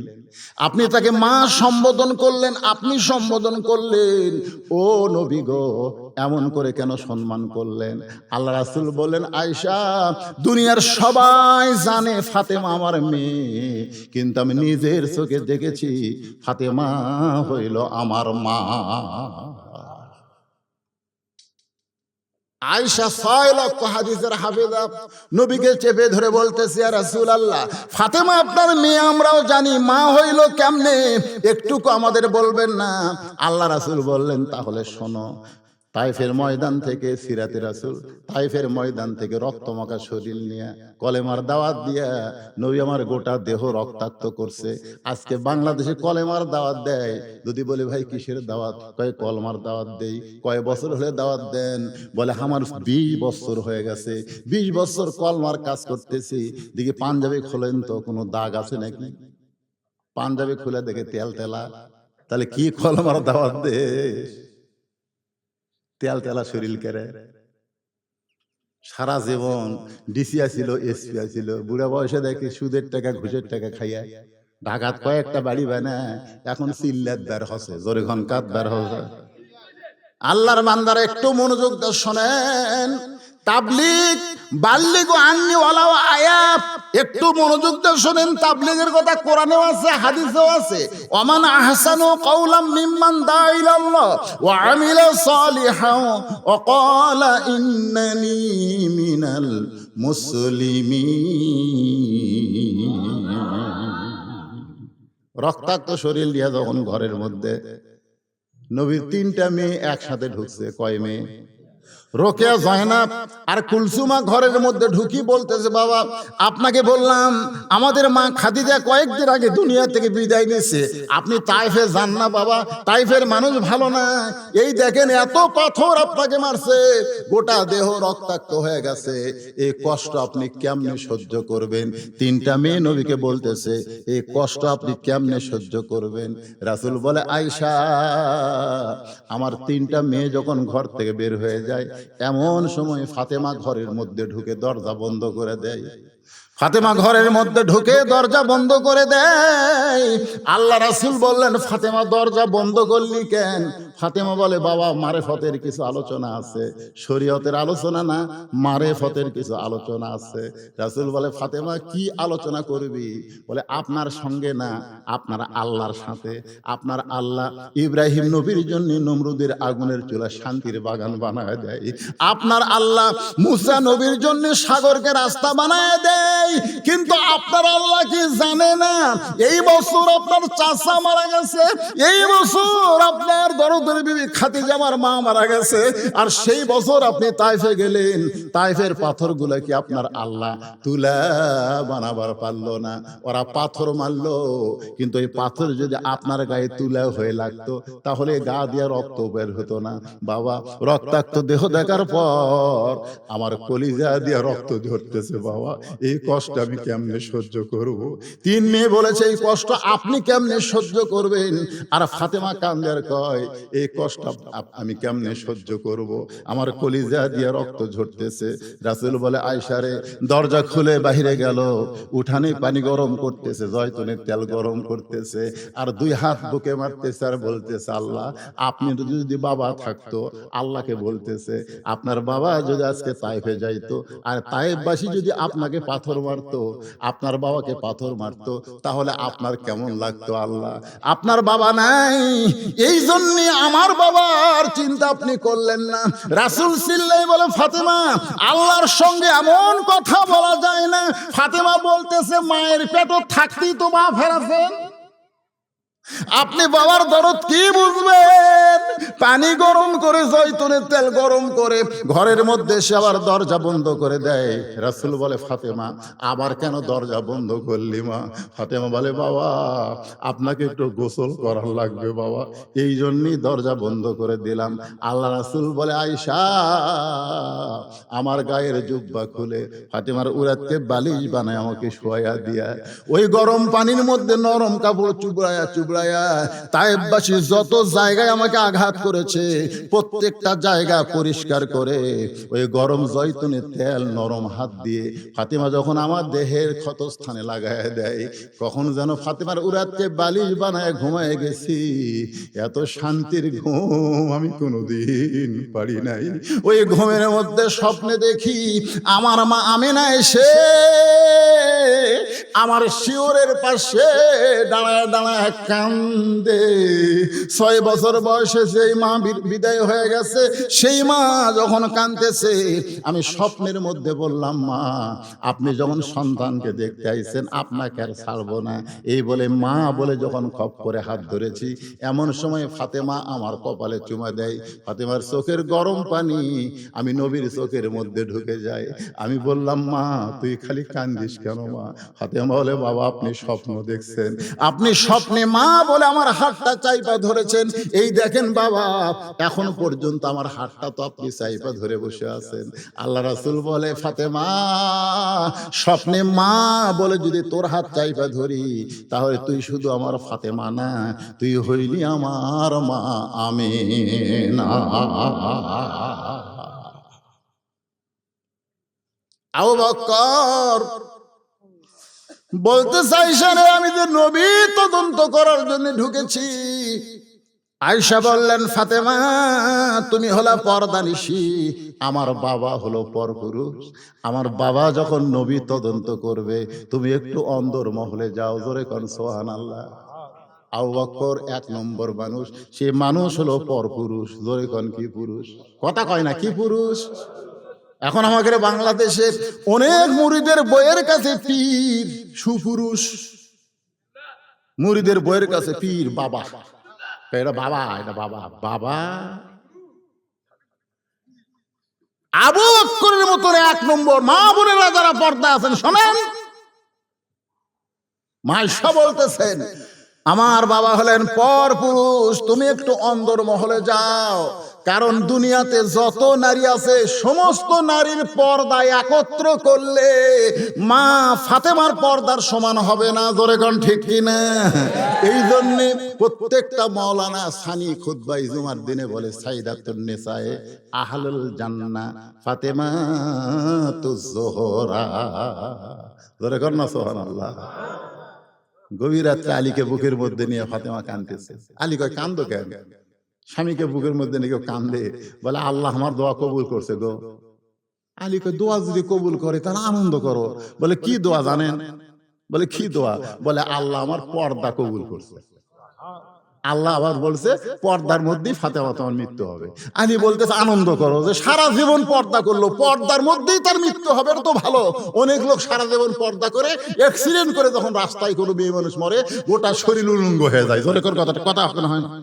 শুধু মেয়ে মানুষ কেন, পুরুষ মানুষ অ্যাক্সিডেন্ট করে দেখবেন পরনের কাপড় থাকে না, অঙ্গ প্রত্যঙ্গ সব বার হয়ে যায়। আমরা কোনো সময় বলবো না যে আল্লাহ আমরা ভালো থাকলাম দুনিয়াতে, মরার সময় বেসাইদ হয়ে মরি, এটা আমরা বলবো না। আমরা মরার সময় যেন সুন্দর হয়ে মরি, মুসলমান হয়ে মরি। জোরে কোন কথা ঠিক কি না? ফাতেমা বলে স্বামী গো, কান্দার কারণ হলো পর্দার মধ্যে আমার মৃত্যু হবে, সেই মৃত্যুটা আজকে রাতে আল্লাহ দিয়ে দিবে। বলেছে আজকে রাতেই মৃত্যু হবে। গাছের গোড়া কাটলে গাছটা যেমন পড়ে যায়, আলী তেমন পড়ে গেছে ঘরের মাঝে। মা ফাতেমা মুস্কি মুস্কি হাসতেছে। জোরে কোন সুবহানাল্লাহ। যিনি গভীর রাত্রে দুনিয়া থেকে বিদায় নেবেন, দুনিয়ার থেকে বিদায় নেওয়া কিন্তু শোক সংবাদ না। মুসলমানের জন্য দুনিয়া হলো জেলখানা, আর মরার পরে ঠিকানা হবে জান্নাত। সুবহানাল্লাহ। ফাতেমা মুস্কি মুস্কি হাসে, স্বামী কান্দে, বউয়ের মরার কথা শুনে স্বামী কান্দে, আর বউ মুস্কি মুস্কি হেসে স্বামীর কপালে একটা চুমা দিয়ে বলে স্বামী গো, আপনি হলেন আসাদুল্লাহিল গালিব, আপনি হচ্ছেন সবচাইতে বড় জ্ঞানী। মরার খবর শুনে আপনি কেন কাঁদতেছেন? আপনি কি জানেন না আসলে যাইতে হবে? এই কথাটা সকলে যুবক যারা আছে, এই যুবক এই সেই রকম মোবাইল চলাই রে। এখনকার যুবকেরা নষ্ট হয়ে গেছে, তা ঠিক কিনা বলেন? এই মোবাইলের কোক নষ্ট করছে। এই যুবকদের আমি বলতেছি তোমরা একটু জবান খুলে বলো বাজান আসলে। সবাই বলে সুন্দর করে, আমি যাই বলবো আসলে আপনারা একটু সুর দিয়ে বলবেন যাইতে হবে। আসলে বিশ্বাস করেন, বিশ্বাস করেন কখন যাবেন? খালি গল্প করে অমুকের ফাঁসি হলো রে, অমুকের ফাঁসি হলো রে। কে রে পাগলা? অমুকের ফাঁসি হলো, তমুকের ফাঁসি হলো, তোর যে মৃত্যু হবি রে। ফাঁসির তারিখ আছে কিন্তু মরার কোনো তারিখ নাই। জোরে কোন কথা ঠিক না? হ্যাঁ, যে অমুক তারিখে ফাঁসি হবে, ফাঁসির আগে সাইজ হয়ে তারপরে ফাঁসি যাবি। আর যারা মৃত্যুর আসামি তারকে কোনো তারিখ নাই, যে কোনো মুহূর্তে তাদেরকে যাওয়া লাগবে। মশান মারে এইরকম বাড়ি দেখতেছে, 10 তলা বাড়ি, 10 তলা বাড়ি, মাজা খায় করে দেখতেছে। লিফট দিয়া 10 তলার উপর যায়, বলতেছে আহ আহ জীবন শান্তি রে। এই শান্তিটা দেই চোখ খুলছে, দেখা আবরাই বলতেছে ভাই চ যাই। কে তুই করে? আজরাই। হায় হায় কেবল বানাসি ভাই রে, এখনো ঘুমাইনি। তোর দুনিয়ার বাড়ি বানাতে বানাতে তোর হায়াত শেষ রে। আজকে আমরা এমন পাগল হয়েছি, দুনিয়ার বাড়ি ঘর তৈরি করতে করতে মহামূল্যবান সময় আমরা নষ্ট করতেছি। জোরে কোন কথা ঠিক কিনা? আল্লাহর বান্দার একটু মনোযোগ দিয়ে শোনেন। যেই বাড়িতে আমি ছিলাম, পেশাব করার পরে উযু করার সময় বলতেছে হুজুর গরিব মানুষ। আমি বললাম পাগলা হয়ে এমন কথা বলতেছ? আল্লাহর নবী গরিব ছিল, গরিব নবী পছন্দ করেছেন, এবং নবী বলেছেন গরিব উম্মতের সাথে আমি হাসরের ময়দানে দাঁড়াবো। জোরে কোন সুবহানাল্লাহ। আল্লাহ কোরআনে বলেছেন আল্লাহ গানিয়ুন ওয়া আনতুমুল ফুকারা, আমি আল্লাহ হলাম ধনী, বাদ বাকি সবাই হলো ফকির। তাহলে আমার সামনে আমরা যারা বসে আছি আমরা ধনী না ফকির? আরো জোরে বলেন, কি জোরসে বলেন। পুরুষ মানুষ যদি ফকির হয় তাহলে মেয়ে মানুষ কি? আপনাকে সিরাজগঞ্জে কি কয়? জোরে বলেন। খালেদা জিয়া, শেখ হাসিনা। আপনারা কিন্তু করছেন, আপনারা কিন্তু বলতেছেন, আমি খালি নাম ধরছি, ধরে কোন কথা দেখতে না।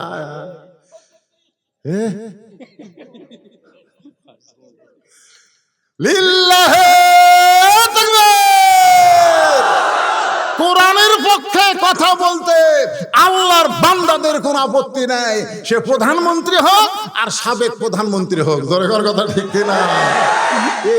এরাই তো আল্লাহর বান্দা।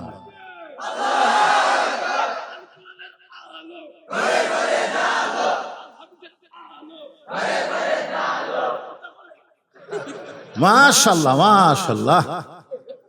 আল্লাহর বান্দারা বিরক্ত হচ্ছেন? একটু মনোযোগ দিয়ে শোনেন।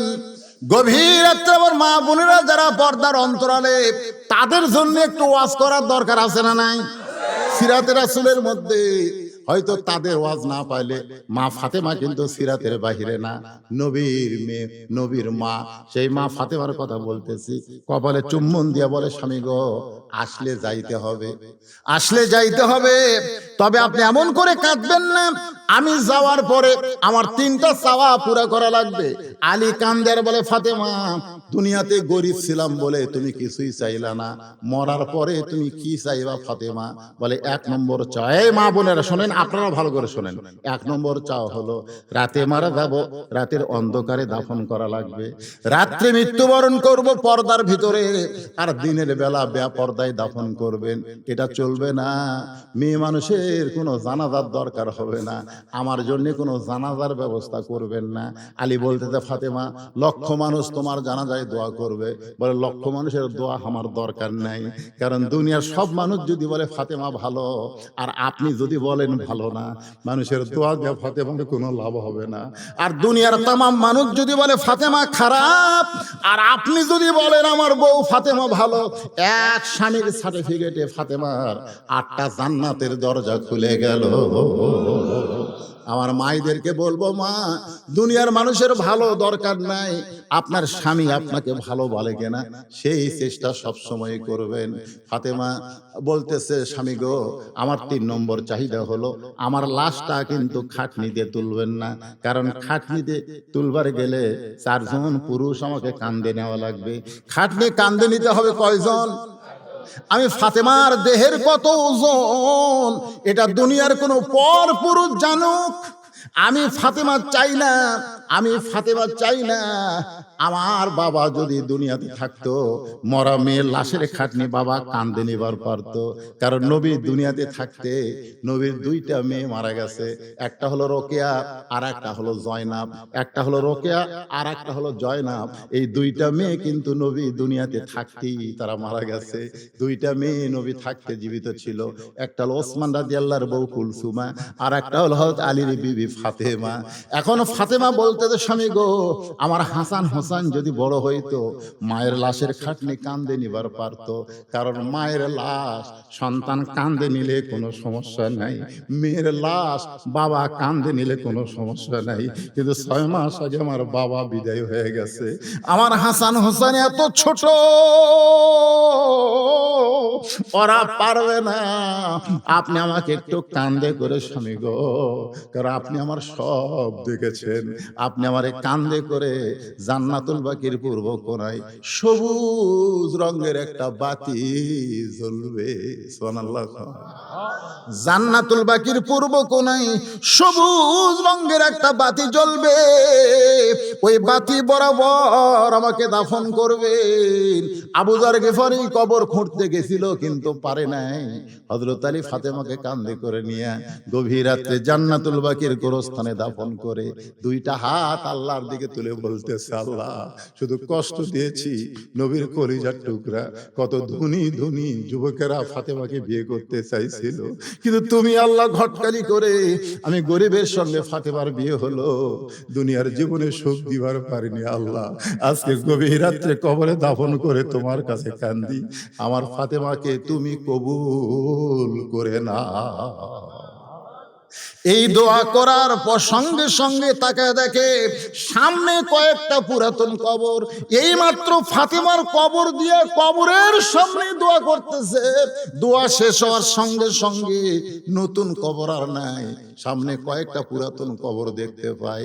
হতালি পুরাতন কবর দেখার সঙ্গে সঙ্গে চিৎকার করে বলে, নতুন কবর কোথায় গেল? গোটা জান্নাতুল বাকি দৌড়ায় আর খোঁজে নতুন কবর, নতুন কবর।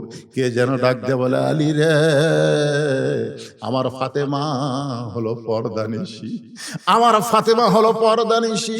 আমি আল্লাহ জোহরা ডিগ্রি দিয়া ফাতেমার কবরটাকে কিয়ামত পর্যন্ত পর্দা করেছি। আমার মায়েরা যারা সিরাতে রাসূল মাহফিল শুনতেছেন, মা আপনাদের 1 নম্বর আমলের নাম হলো পর্দা। পর্দা যদি না থাকে মা, তাহলে আপনাদের অন্য কোনো আমল আল্লাহর দরবারে কবুল হবে না। আল্লাহ কোরআনে বলেছেন, অকরনা ফি বুয়ুতিকুন্না ওয়ালা তাবাররাজনা তাবাররুজাল জাহিলিয়াতিল উলা। জোরে বলেন আল্লাহু আকবার। তুমি একটু অন্দর মহলে যাও।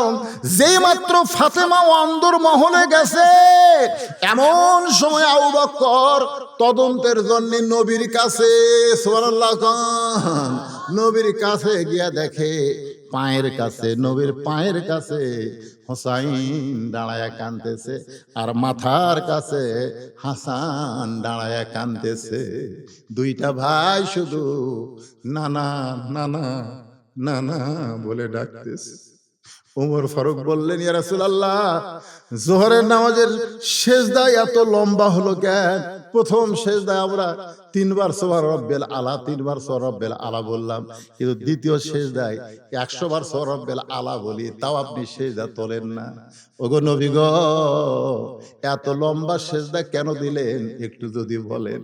আল্লাহ রাসূল বলে, ওমর তোমরা তো জানো না রে, তোমরা যেই মাত্র সেজদায় গেছো, আমার 2 কলিজার টুকরা হাসান হোসাইন, ওরা 2 ভাই দৌড়ে এসে আমার পিঠের উপরে বসে গেছে, আমার পিঠের উপরে বসে গেছে। আমি ওদেরকে হাত দিয়া নামাবার চাই, কিন্তু নামাজের মালিক আল্লাহ ডাক দেয় বলে, হাবিব আপনি যেমন হাসান হোসেনকে ভালোবাসেন, আমি আল্লাহ তেমন ভালোবাসি। আপনার 2 নাতি যতক্ষণ পিঠের উপরে থাকবে, আপনি সেজদা তুলবেন না। সেই 2 নাতি, একজন পায়ের কাছে, একজন মাথার কাছে, নানা নানা বলে কাঁদতেছে। ও নানা, এত রাগ করে কেন ঘুমাইছো গো নানা? একটা বার কি কথা বলবো না? আবু বকরকে দেখার সঙ্গে সঙ্গে হাসান হোসাইন দৌড়ে এসে 2 হাত চেপে ধরে বলতেছে, ওগো নানার সাহাবী, সকাল থেকে পর্যন্ত নানা নানা বলে ডাকতেছি, নানা কথা কয় না। নানার কপালে চুমা দিলাম, তাও নানা কথা কয় না। নানার মুখে চুমা দিলাম, তাও নানা কথা কয় না। ওগো নানার সাহাবী, আমরা নানার কাছে যখন দুষ্টামি করতাম, তখন নানা আমাদেরকে বলতো, হাসান হোসাইন আয়, তোদেরকে একটা মহামানবের জীবনে শোনাবো। আমরা 2 ভাই যখন বসতাম, তখন আমার নানা বলতো, হাসান হোসাইন আমার একজন সাহাবী কত বড়, তোরা কি জানিস? আমরা বললাম, নানা আপনি না বললে কেমনে জানবো? আমার নানা বললেন, হাসান হোসাইন শোন, 6 মাস আগে বলেছিলাম একদিন গভীর রাত্রে মক্কা থেকে মদিনায় যাওয়া লাগবে, তুমি সজাগ থেকো। 6 মাস আগে বলেছি, 6 মাস পরে গিয়া গভীর রাত্রে খালি ঠোকা মারছি, সঙ্গে সঙ্গে দরজা খুলে দিয়েছে।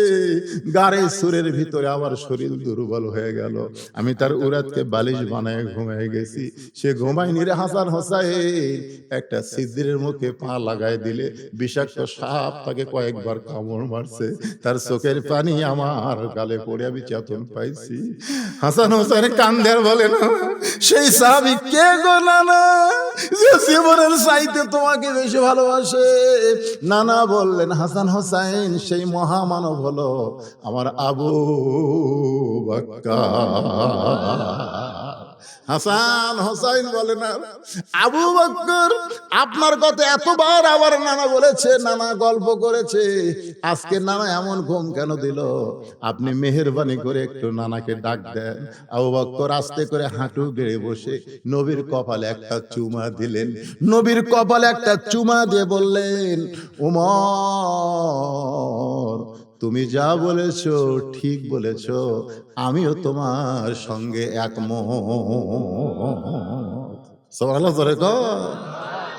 হযরত উমরকে লক্ষ্য করে আবু বকর ঘরের মধ্যে বলতেছে, উমর তুমি যা বলেছো ঠিক বলেছো, আমিও তোমার সঙ্গে একমত। হাসান হোসেন দুইটা হাত এমন ভাবে ধরেছে, আবু বকর ঘর থেকে বের হয়ে যাচ্ছে। আয়েশা কান্দে আর বলে, বাবা 6 বছর বয়সে বিয়ে দিলে, 9 বছর বয়সে সংসারে আসলাম, আর 18 বছর আমাকে ছেড়ে নবী দুনিয়া থেকে চলে গেল, আমার জীবনের কি হবে? আবু বকর কোনো কথা বললেন না।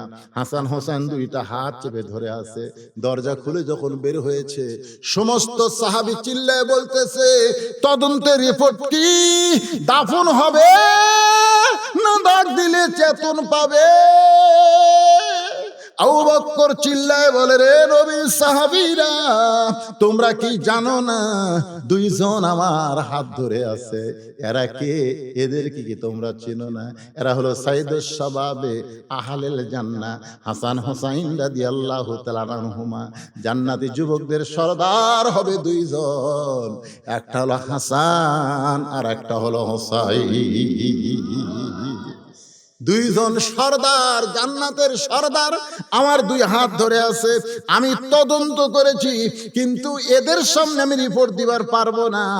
আমি রিপোর্ট দেওয়ার দায়িত্ব এই দুই সন্তানের বাপকে দিয়ে দিলাম। আবু বকর বলতে চালি, রে হাসান হোসেনকে নিয়ে আমি চলে গেলাম, এখন সাহাবীদের সামনে নবী তদন্তের রিপোর্ট তুমি দিয়া দাও। সুবহানাল্লাহ খান। তদন্ত করলো কে? আর রিপোর্ট দিবার কয়টা? আলী। কেন বলতেছে? যে জান্নাতের যুবকদের দুই সর্দার আমার হাত ধরছে, এদের সামনে রিপোর্ট দেওয়া যাবে না। এখন হযরত আলী রিপোর্ট দিবি। এই রিপোর্ট কোরআন থেকে আমি আপনাদের সামনে আয়াত বলে তারপরে বাংলা বলবো। আপনারা শুনবেন না? কারা কারা শুনবেন? আল্লাহকে একটু হাত দেখান তো দেখি। লিল্লাহু আকবার। হাত নাও। তদন্ত করলেন হযরত আলী, আর রাসূলের কপালে চুমা দিয়ে বললেন, উমর ফারুকের সাথে আমি একমত। জোরে গান সুবহানাল্লাহ। আল্লাহ রাসূল একদিন ফাতেমাকে বললেন, ফাতেমা একটা গোপন কথা তোমার কাছে বলতে চাই। ফাতেমা চমকে উঠে বলল, বাবা কি গোপন কথা? রাসূল বললেন, ফাতেমা তুমি কি বলতে পারো, আমি নবী দুনিয়া থেকে বিদায় নেওয়ার পর সবচাইতে বেশি কষ্ট কে পাবে? আমি নবী দুনিয়া থেকে বিদায় নেওয়ার পর সবচাইতে বেশি কষ্ট কে পাবে? ফাতেমা চোখের পানি মুছে আর বলে, বাবা আমি সবচাইতে বেশি কষ্ট পাবো। আপনি বিদায় নেওয়ার পর আমি সবচাইতে বেশি কষ্ট পাবো। আল্লাহ রাসূল ফাতেমার চোখের পানি মুছে দিয়ে বলে, ফাতেমা শুধু তুমি না, দুনিয়ার সমস্ত মানুষ মিলে যে কষ্ট পাবে, আমি বিদায় নেওয়ার পর তার চাইতে বেশি কষ্ট পাবে হাসান হোসাইন। এই জন্য হযরত আবু বকর বলেছিলেন, রে নবীর সাহাবীরা, রাসূলের রওজার খবর, রাসূলের রওজার খবর হাসান হোসেনকে দিবা না। এরা ততদিন নানা নানা বলে কানবে, যতদিন মদিনার রাস্তায় কোন সাহাবী দেখলেই বলতো, আমার নানা কোথায় গেছে? সবাই বলতো, মক্কা থেকে মদিনায় হিজরত করেছে তোমার নানা, আবার মদিনা থেকে আর এক জায়গায় হিজরত করেছে। হাসান হোসেন যতদিন নানা নানা বলে কান্দে, আবু বকর বলেছে, নবী রওজা তোমরা দেখায় দিও না।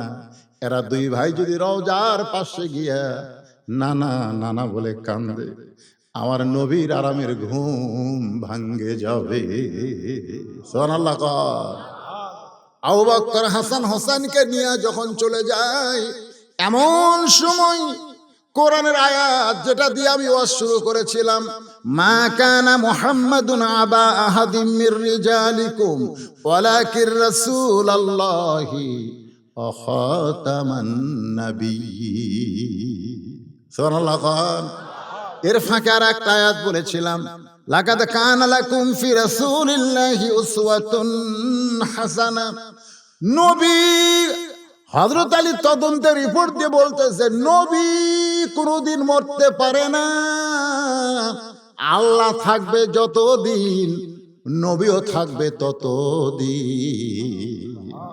এই কোরআন থাকবে যতদিন, নবীও থাকবে ততদিন। নামাজ থাকবে যতদিন, নবীও থাকবে ততদিন। আযান থাকবে যতদিন, নবীও থাকবে ততদিন। দুনিয়া থাকবে যতদিন, নবীও থাকবে ততদিন।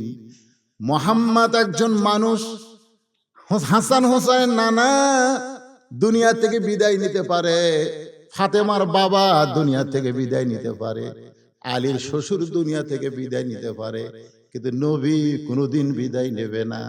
নবী থাকবে, নবীর উম্মতের আমলের ভিতরে জিন্দা। জোরে বলেন ঠিক কিনা? নবী উম্মতরা আমল করবে, নবী জিন্দা।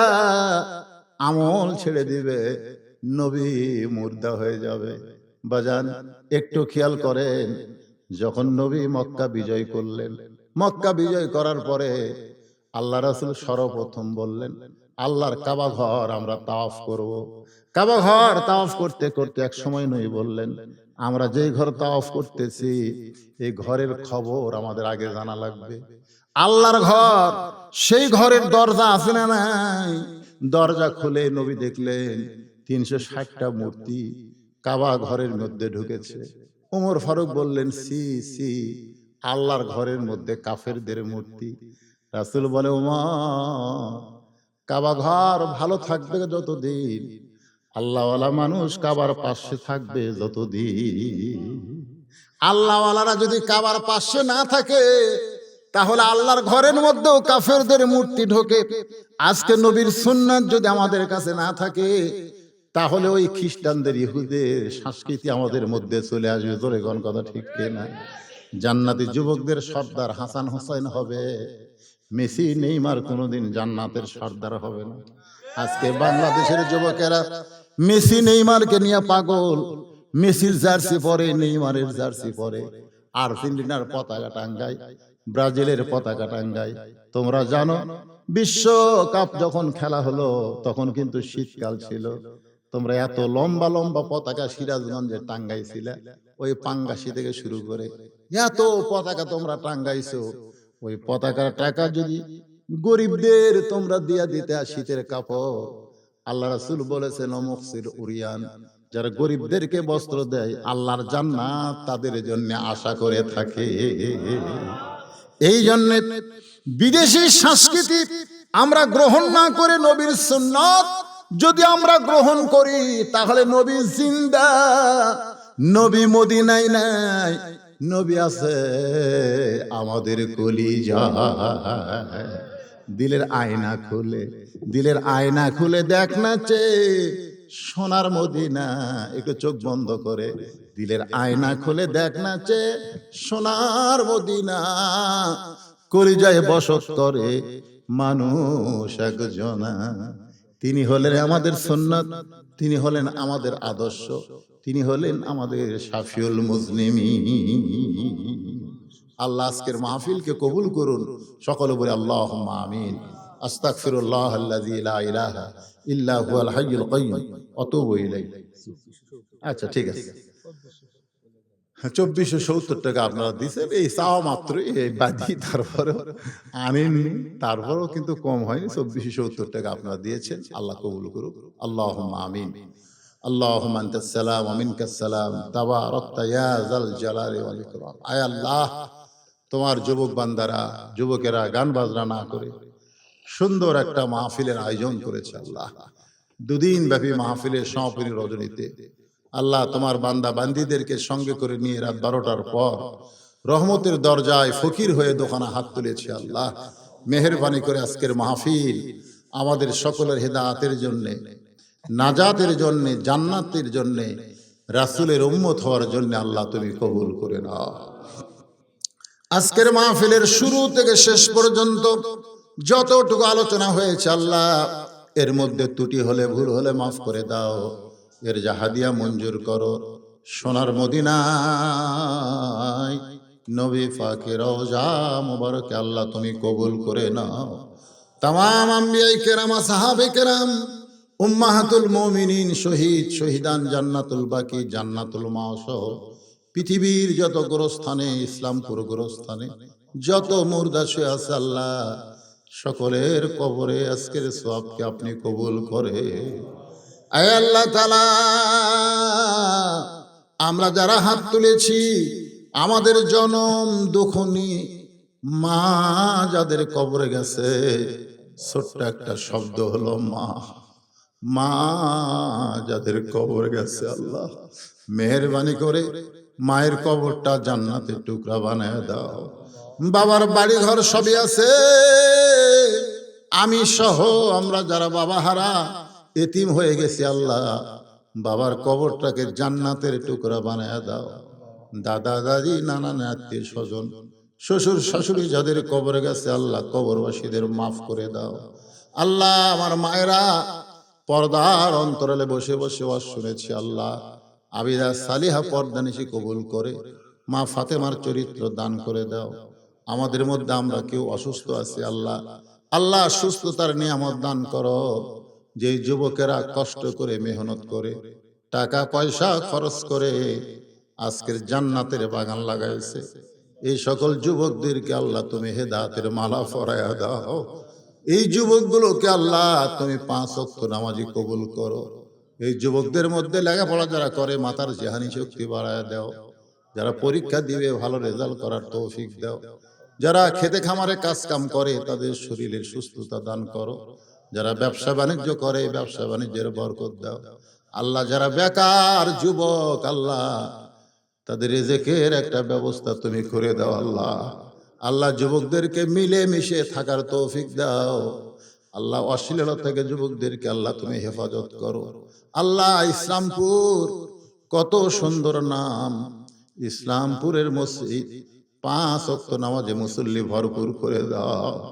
আজকের মাহফিলের সম্মানিত সভাপতিকে আল্লাহ তুমি কবুল করো, প্রধান অতিথিকে আল্লাহ তুমি কবুল করো, সুধী জনকে আল্লাহ তুমি কবুল করো। যারা যুবকদের সর্বাত্মক সহযোগিতা করেছে টাকা পয়সা বুদ্ধি বিবেচনা দিয়ে জায়গা দিয়ে আল্লাহ তাদের সকলকেই তুমি জান্নাতি কবুল করো আল্লাহ। আমি গুনাহগার, আমি পাপিষ্ঠ আল্লাহ, আমার হাত যদি তোমার পছন্দ না হয়, এতগুলো পাগলের মধ্যে যার 2 হাত তোমার পছন্দ হয়, সেই 2 হাতের উসিলায় আজকের সিরাত মাহফিলকে তুমি কবুল করো আল্লাহ। নবীর প্রেম ভালোবাসা আমাদের কলিজায় দাও, নবীর সুন্নতের শক্তি আমাদের ইমানের শক্তি বাড়ায় দাও আল্লাহ। সুবহান রাব্বিকা রাব্বিল ইজ্জাতি আম্মা ইয়াসিফুন ওয়া সালামুন আলাল মুরসালিন আলহামদুলিল্লাহি রাব্বিল আলামিন। ওয়াজাল আখিরাতি কালিমাতুনা ইনদাল মাউতি লা ইলাহা ইল্লাল্লাহু মুহাম্মাদুর রাসূলুল্লাহ সাল্লাল্লাহু। আসসালামু আলাইকুম ওয়া রাহমাতুল্লাহি ওয়া বারাকাতুহু।